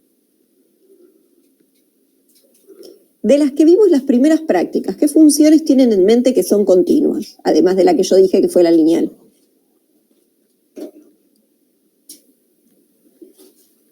De todas las que han dibujado alguna vez, ¿qué funciones seguros son continuas? Y la cuadrática. Las cuadráticas recontracontinuas, bien. Una parábola también. Una parábola es una cuadrática. Hasta ahora. O sea, el gráfico de una función cuadrática es una parábola. Pero es verdad, es continua, la afirmación era verdadera. ¿Alguna más? ¿La exponencial? La exponencial, recontracontinua, perfecto.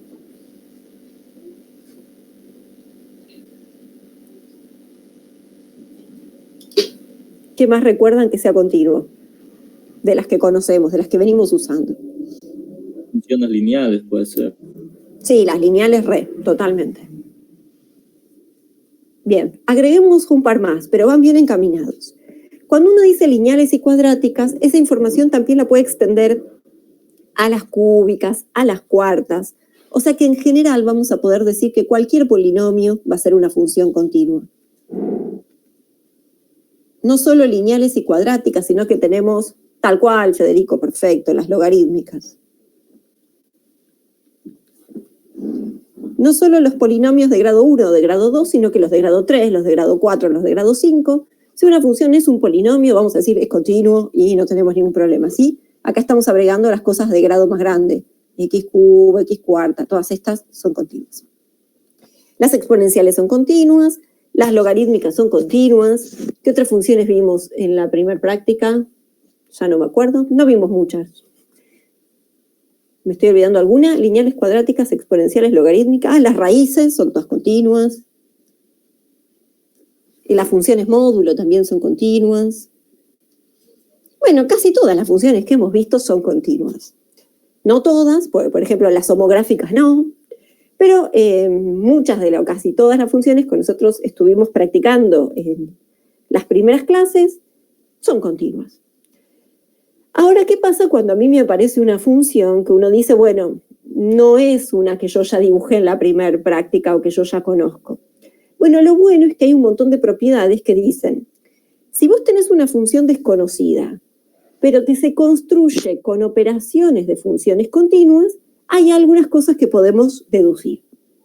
Entonces, junto con nuestra listita de funciones continuas, también tenemos una serie de propiedades. Estas propiedades dicen lo siguiente.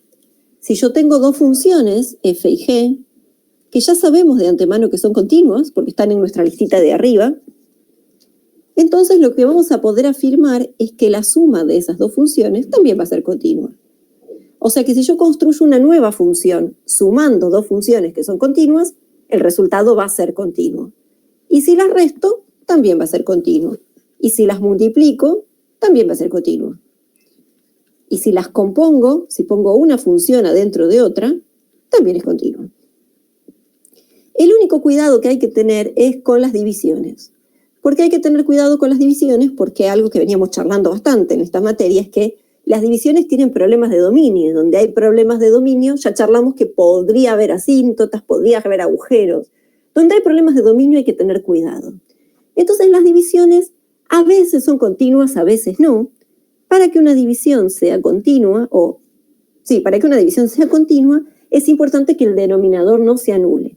O sea, es continua solamente si G no es 0, porque si G llegara a ser 0, tenemos un agujero en la función. Entonces ahí no sería continua.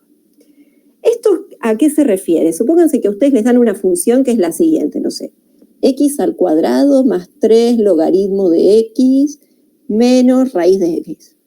Uno mira esta función y si a mí me preguntaran, ¿esta función es continua? Uno dice, ni idea cómo es el gráfico de esta función. Yo sé graficar la cuadrática, sé graficar la logarítmica, sé graficar la raíz, pero si yo combino esas cosas, mentalmente no me podría hacer jamás una idea de cómo sería el gráfico de esta función. Claramente nos excede. O sea, no es un gráfico que uno dice, me imaginaría cómo es. Pero aunque yo no pueda imaginarme cómo es el gráfico de esta función, sí puedo garantizarme que es continua, porque lo que digo es, esta es continua porque la conozco de toda la vida. Esta es continua porque la dibujé mucho en la práctica 1. Esta es continua, bueno, pues está en mi listita de continuas. Como estoy sumando y restando continuas, bueno, la función construida por estas tres cosas va a ser continua. Aunque no pueda ni imaginarme el gráfico, sé que va a ser continuo. Entonces, con lo que nosotros conocemos, podemos extenderlo a funciones más generales, siempre y cuando sean operaciones de funciones que sí conocemos. O sea, si yo sumo, resto, multiplico o compongo continuas, voy a seguir teniendo funciones continuas. Entonces uno para un segundo acá y dice, bueno, pero si estas son continuas y todas estas operaciones, que casi son todas las operaciones que nosotros vimos, son continuas, entonces ¿dónde tendrías problemas? ¿Qué cosa sería no continua? Y esa es la parte interesante. ¿Puedo pasar a la siguiente hojita o espero un rato? Por las dudas. Por mí puede pasar, profe. Gracias. Perfecto. Entonces, concentrémonos, como casi todo, uno parecería llegar hasta acá y dice casi todo parece ser continuo, concentrémonos dónde podríamos tener problemas. ¿Qué funciones podrían no ser continuas o dónde podría tener algún conflicto?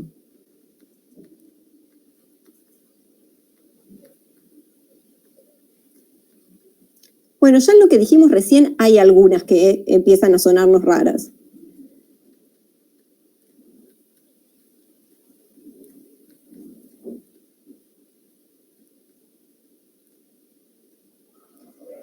En nuestra listita, claramente, cuando, por ejemplo, nosotros analizamos la división, dijimos la división no siempre. Si en la división se te anula el denominador, ahí tenés problemas. Hay varias funciones que suelen tener problemas con la continuidad, pero en nuestra materia en general hay dos tipos de funciones que son las que tienen todos los problemas del mundo, que son las divisiones, por lo que charlamos recién, y las otras que pueden tener muchos problemas con la continuidad son las funciones partidas. Las divisiones, por lo que habíamos visto hace un ratito, donde se te anula el denominador vas a tener un agujero, o sea, seguro ahí la función no va a existir, entonces problemas con la continuidad va a haber seguro.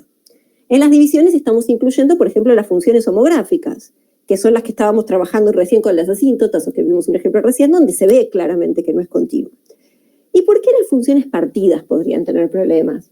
Porque las funciones partidas lo que hacen es un rejunte de varias funciones, ¿no? La función partida lo que te dice es, parate en un punto, de un lado, para la derecha dibuja una función, para la izquierda dibuja otra función. Y nadie nos dice que donde termine una, empieza la otra.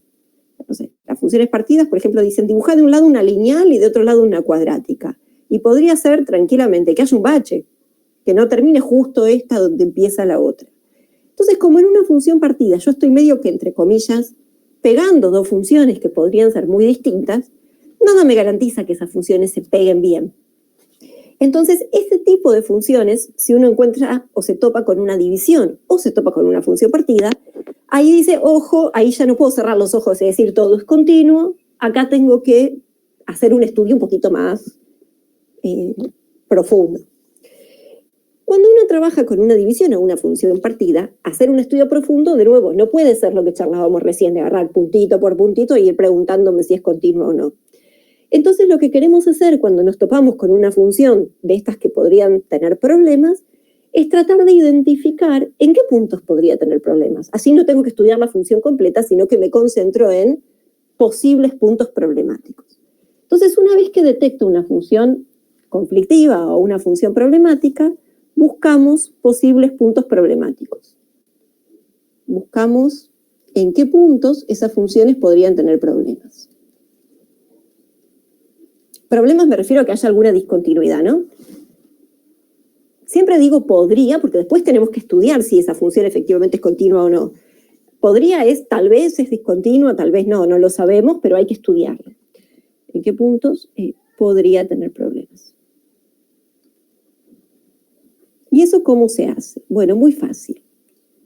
Dependiendo del tipo de función con el que vamos a trabajar, se busca de maneras distintas.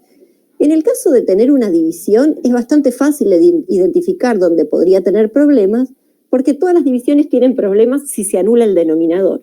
Entonces, si yo tengo una división, los puntos problemáticos surgen de los puntos donde el denominador se hace cero.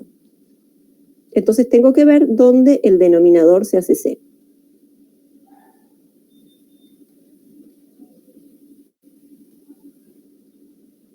O sea, si yo, por ejemplo, tengo la siguiente función, 2x menos 3 sobre x más 5, o sea, me topo con una división y busco los puntos problemáticos, estudiamos dónde el denominador se hace cero. O sea que el punto problemático de este ejercicio sería el menos 5. Y acá voy a tratar de estudiar qué pasa con la función. O sea, lo que detecto es si hay un punto que podría tener problemas, después hay que estudiar si hay problemas o no. Y en el caso de las funciones partidas, también es bastante fácil identificar en qué puntos donde podrían llegar a tener problemas, porque los puntos donde las funciones tienen problemas es justamente el punto donde la función se parte.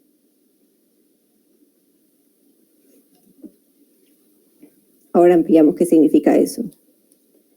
Una función partida, por ejemplo, tendría la siguiente forma. No sé, mi función es como un rejunte de dos funciones, ¿sí? Por ejemplo, no sé, es una lineal para los menores que 1 y es una cuadrática para los mayores que 1. Entonces, en el 1 esta función está cambiando, porque del lado izquierdo es una lineal y del lado derecho es una cuadrática. Entonces, el punto en donde la función cambia, que sería el 1, es el punto que nosotros tendríamos que estudiar, es nuestro punto problemático. Entonces, en las divisiones miramos el denominador, en las funciones partidas miramos el punto en donde hay el cambio, donde paso de una rama a la otra rama de la función. Entonces, ahora sí, ya sabemos detectar funciones problemáticas. Cuando tengo una función problemática, detecto en qué puntos podría tener problema esa función. Y una vez que tengo una función y un punto, ahora estudio la continuidad puntual. Entonces, una vez que tenemos identificado el punto, hay que ver qué pasa. Hasta el momento es un punto problemático, pero para llamarlo efectivamente una discontinuidad, hay que hacer un análisis.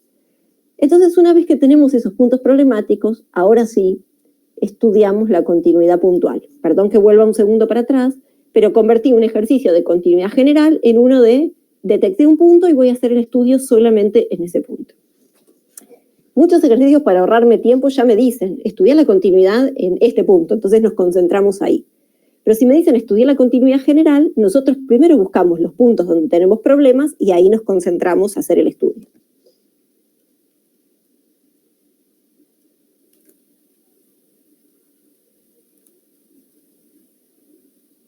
¿Qué significa estudiar la continuidad puntual? No sé qué escribí.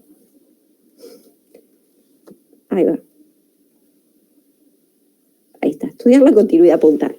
Me van a dar una función, vamos a partir de tener como datos una función y vamos a tener como dato un punto en el que queremos estudiar esa función y lo que nos preguntamos es si la función es continua o no es continua en ese punto. Para ver si una función es continua o no es continua en un punto hay que analizar tres cosas. La primera cosa que tenemos que analizar es que podamos evaluar a la función en el punto. O sea que si yo hago f de a, esto nos da un resultado. Esto comúnmente se conoce como que f de a exista. ¿Pero qué significa que f de a exista? Bueno, básicamente que el número a pertenezca al dominio de la función, ¿sí? Que yo pueda evaluar a mi función en el punto y eso me dé un numerito real. Si yo tengo una función donde no puedo evaluar en el punto, porque la función no existe, entonces este ítem no se cumpliría. Por ejemplo, la función que está acá arriba, esta, yo no la puedo evaluar en -5, porque si la evaluamos en -5 nos queda dividiendo por 0 y eso no existe. Entonces, esta función en este punto no cumpliría con esta primera condición. No podría yo evaluar a la función en -5. El segundo punto nos dice, bueno, tenemos que también poder calcular el límite cuando nos acercamos al punto. Y ese límite también tiene que existir. ¿Qué significa que el límite exista? Bueno, que un límite exista en este contexto es pedirle concretamente que dé un resultado finito. O sea, que exista es, no le permito que el límite dé infinito. Si el límite da infinito, para este contexto vamos a decir que no existe. Para que este límite exista, tiene que dar un número.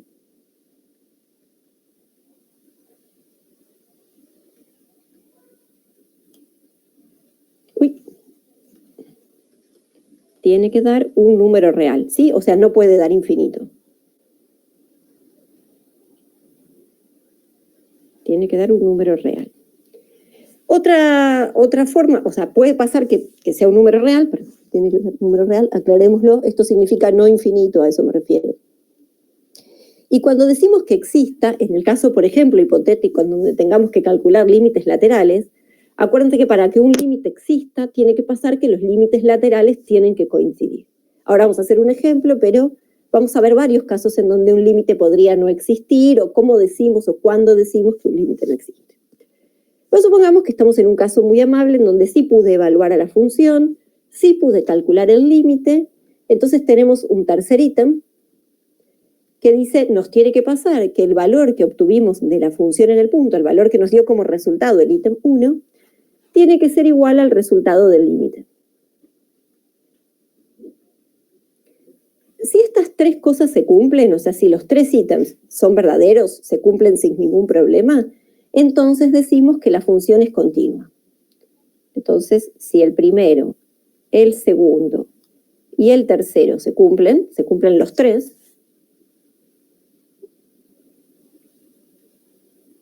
entonces decimos que f es continua.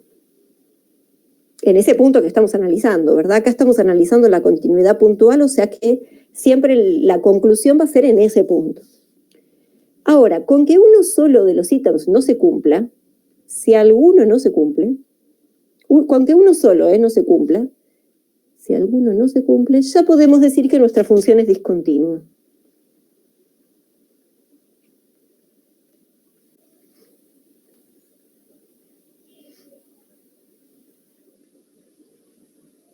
Ahora, dentro de las discontinuidades, o sea, cuando mi función tiene un agujero o un bache, hay distintos como grados de gravedad. Hay funciones que son más discontinuas que otras, por decirlo de alguna manera. Cuando uno analiza los posibles puntos de discontinuidad de una función, se puede encontrar con distintas situaciones. Por ejemplo, podemos tener funciones que vienen así, tienen un agujero y siguen. Esa claramente es una función discontinua porque le falta un puntito. Pero también podemos tener funciones que vienen haciendo una cosa así, pegan un salto y después siguen. O funciones como, por ejemplo, la homográfica, que tiene asíntotas. Es que vienen haciendo así, llegan a nuestro punto y después arrancan de acá abajo otra vez. Supongamos que acá nuestro punto a analizar es el A, ¿no? Este es el punto A, este es el punto A, este es el punto A. Entonces, claramente, entre estos distintos puntos, estos tipos de discontinuidad, hay algunos que son menos graves que otros. Tener una discontinuidad donde el problema es un puntito solo es como mucho menos grave que tener un bache. Y ni hablar si tengo una asíntota, donde el bache es infinito. Entonces, a las discontinuidades se las suele clasificar. Le ponemos nombres a los distintos tipos de discontinuidades. Cuando mi discontinuidad es un caso de este estilo, donde el problema es un puntito solamente, lo vamos a llamar una discontinuidad evitable. Y cuando nuestra discontinuidad es un bache, ya sea finito o ya sea infinito, lo llamamos una discontinuidad esencial.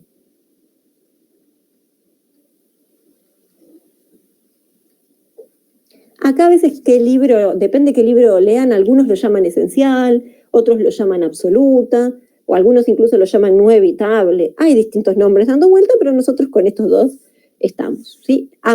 Estas dos las vamos a llamar discontinuidades esenciales. Entonces, en algunos casos, cuando la función es discontinua, me pueden preguntar, bueno, ¿y qué tipo de discontinuidad? ¿Es evitable o es esencial? La manera de detectar si mi discontinuidad es evitable o es esencial es prestarle mucha atención al segundo ítem.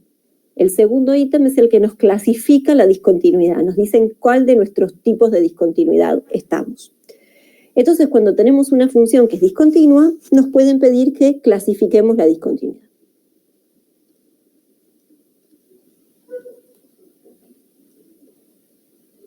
Acuérdense que esta clasificación es solo en el caso en que sea discontinua. Las continuidades no se clasifican. O sea, si una función es continua, no tiene ningún problema, genial. Cuando la función tiene una discontinuidad es que ahí nos interesa darle esta clasificación. Bueno, cuando nuestra función tiene una discontinuidad significa que alguno de los tres ítems no se cumplió, alguno de estos tres falló. La clasificación, concretamente, lo que nos importa es cuál de esos ítems falló. Hay dos posibilidades. O que el ítem 2 haya fallado, que este no se cumpla, o que el ítem 2 sí se cumpla. Entonces falló el 1 o el 3, a eso me refiero, que sí se cumple. Cuando el ítem 2 no se cumple, entonces vamos a decir que nuestra discontinuidad es esencial. O sea que estamos en un caso feo de estos que están acá. Y cuando el ítem 2 sí se cumplió, o sea que lo que se falló fue o el primero o el tercero, entonces decimos que nuestra discontinuidad es evitable. Y eso es todo lo que nos pueden preguntar sobre la continuidad de una función.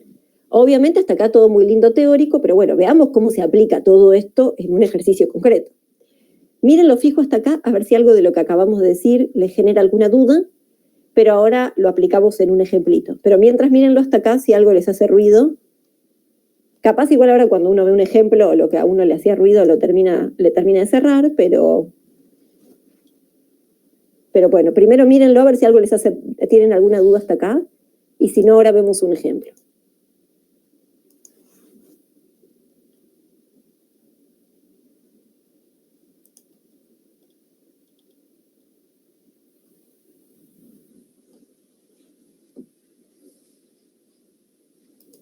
¿Dudas? ¿Consultas?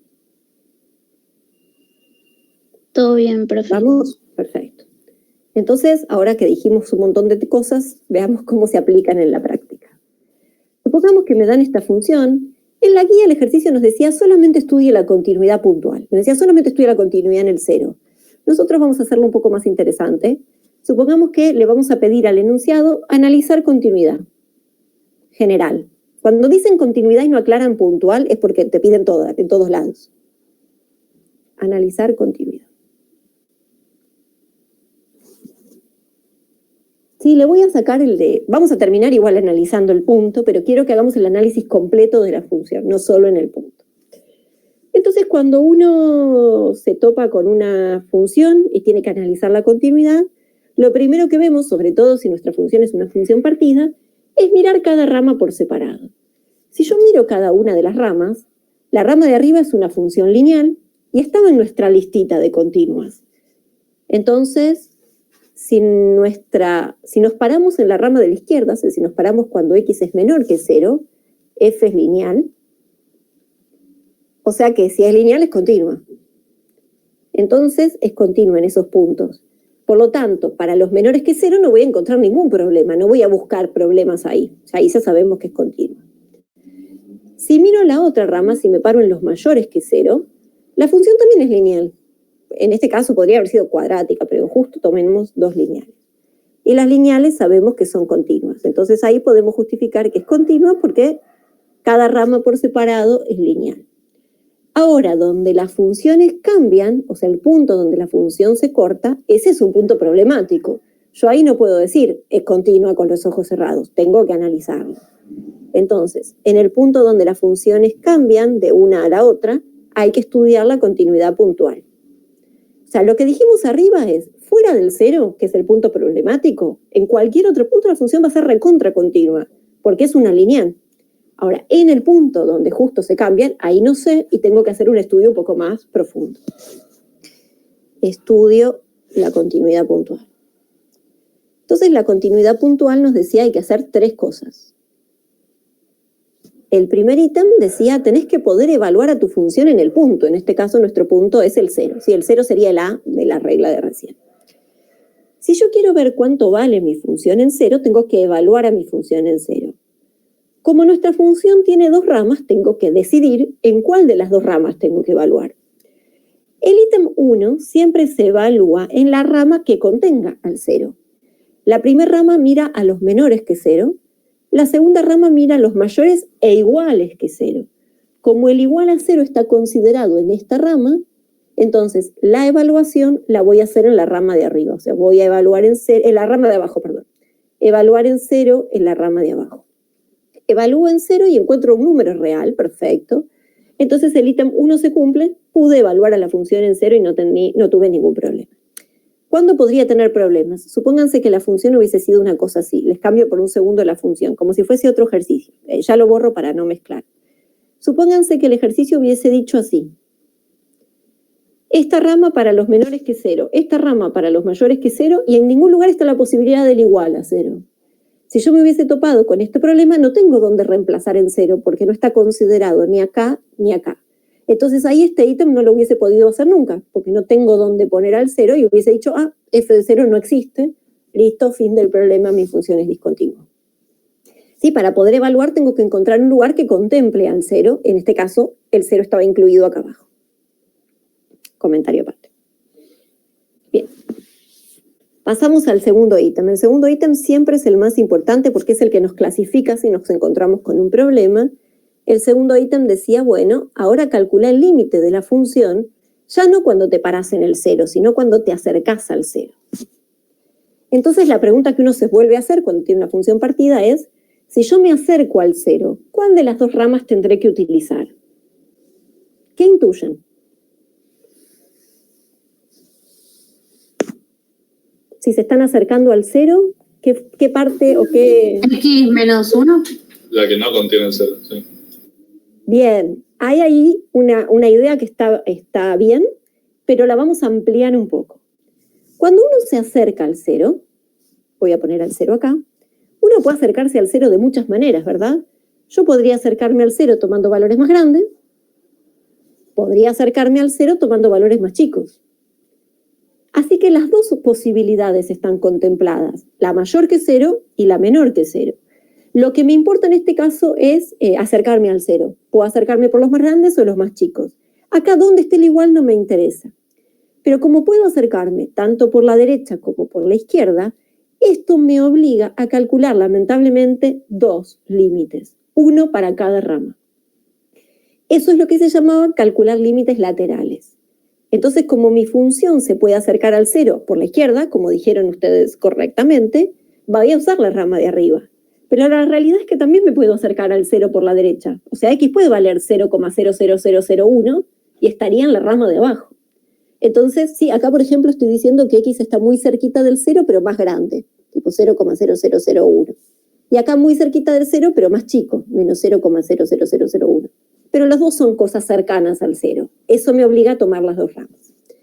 Para indicarle a una persona cuál de las 2 ramas estamos tomando, uno dice, bueno, me acerco al 0 por derecha, y le poníamos ese más chiquitito. Cuando nos acercábamos al 0 por derecha, en ese caso usábamos la rama de abajo. Y tenemos que acercarnos al 0 por izquierda. Y ahí usamos la rama de arriba, que dice los menores que 0. Eso es lo que se llama calcular límites laterales. Me tengo que acercar obligatoriamente por los 2 lados. Límites laterales. Estos límites podrían tener indeterminaciones, podrían ser tan feos como nosotros hemos visto cálculo de límites. Yo elegí unos lindos para enfocarnos en el estudio de la continuidad, pero no siempre los límites van a ser gratis, ¿sí? Acá me pueden poner una indeterminación y hacerme un límite un poco más interesante. En este caso los dos límites eran para hacer la cuenta directa, 0 más 1, 1, 0 menos 1, menos 1. Entonces calculé los dos límites laterales y me encontré con valores distintos. Esa parte es súper importante, porque cuando yo calculo los límites laterales y obtengo valores distintos, la conclusión que vamos a decir es que no existe el límite. Para que un límite exista, para que uno diga que un límite existe, tiene que pasar que acercarme de cualquier forma a ese punto siempre tiene que dar lo mismo. Entonces, si yo me acerco por derecha y por izquierda y no encuentro el mismo resultado, la respuesta es, bueno, este límite no existe. Existen los laterales, pero no existe el límite general. Para que este límite general, a cero, así, a secas, exista, los dos laterales tendrían sí o sí que dar iguales. Entonces decimos, no existe el límite porque los laterales nos dieron distintos. Si alguno hubiese dado infinito, también decimos que no existe. Acuérdense que queríamos que den iguales y finitos. Que los laterales dan distinto. Entonces, el ítem 2 no se cumple. Como el ítem 2 no se cumplió, no tiene ningún sentido seguir probando la continuidad, porque con que uno solo no se cumpla, se alcanzaba para decir que nuestra función f es discontinua en el punto que estamos estudiando. Es discontinua en x igual a 0. Y como el ítem 2 fue justamente el que no se cumplió, vuelvo para atrás un segundo, como no se cumple el ítem 2, entonces la discontinuidad que tenemos es esencial. Es esencial.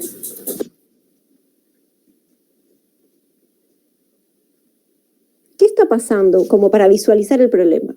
La discontinuidad es esencial. Lo que nos está pasando cuando nosotros encontramos límites laterales distintos es que visualizamos el gráfico para entender qué pasó, ¿no? Pero la respuesta sería esa. Vuelvo un segundito para arriba, ahí está. Teníamos dos funciones lineales que cambiaban en el 0. La función lineal x menos 1 es una cosa así. Lo voy a dibujar con colores. Tengo esta función lineal, esa sería la rama de arriba, la de los menores que 0. Y esta, para los mayores que 0, es esta que está acá. Uy.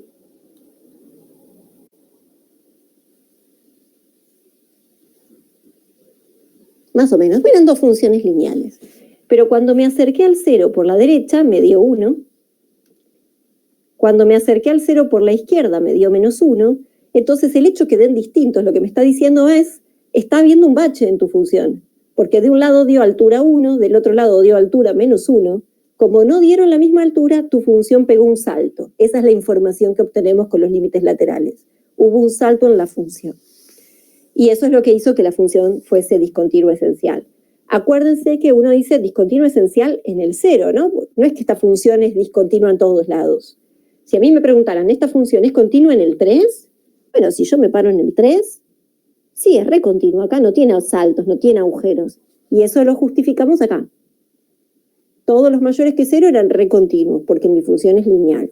Todos los menores que 0 son recontinuos. En el 0 hicimos el análisis puntual y nos encontramos con un bache. Ahí no puede ser continua. Entonces, ese es un ejemplo así como bien completito de cómo estudiamos la continuidad. Mírenlo fijo, a ver si hay alguna duda, algún paso que no se entienda, alguna cosa que les haga ruido. Hay unos ejercicios en la guía que son bastante interesantes, que son, encuentre una incógnita para que la función sea continua. Esos los suelen tomar con bastante frecuencia, así que préstenle mucha atención a esos ejercicios. Traten de hacerlos, o sea, traten de practicarlos porque son importantes. Tipo el 15, por ejemplo, de la guía que tiene incógnitas adentro de la función. Esos traten de verlos. Con esto que acabamos de hacer salen. Pero si ven que les traba mucho ese tipo de ejercicios, los ejercicios son importantes. Cualquier cosa la próxima podemos hacer uno, como para que veamos el mecanismo. Pero ese tipo de ejercicios sí préstenle mucha atención. Hasta acá igual díganme si hay alguna duda o algo que quieran aprovechar para consultar.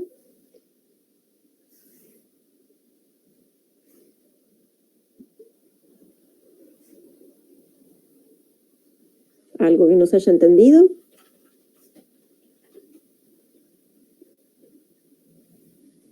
No, yo bien, profe. Perfecto. Ok. Entonces no los torturamos más con la continuidad, por ahora. Un poco más la clase que viene. Pero eso, la teoría de la continuidad está toda vista ahí. Lo que nos queda para terminar esta práctica es casi nada, tipo, es un detallecito y ya la liquidamos. Pero revisen todo bien por las dudas si hay alguna duda. O si tienen alguna duda de algún otro ejercicio que quieran consultar, es el momento.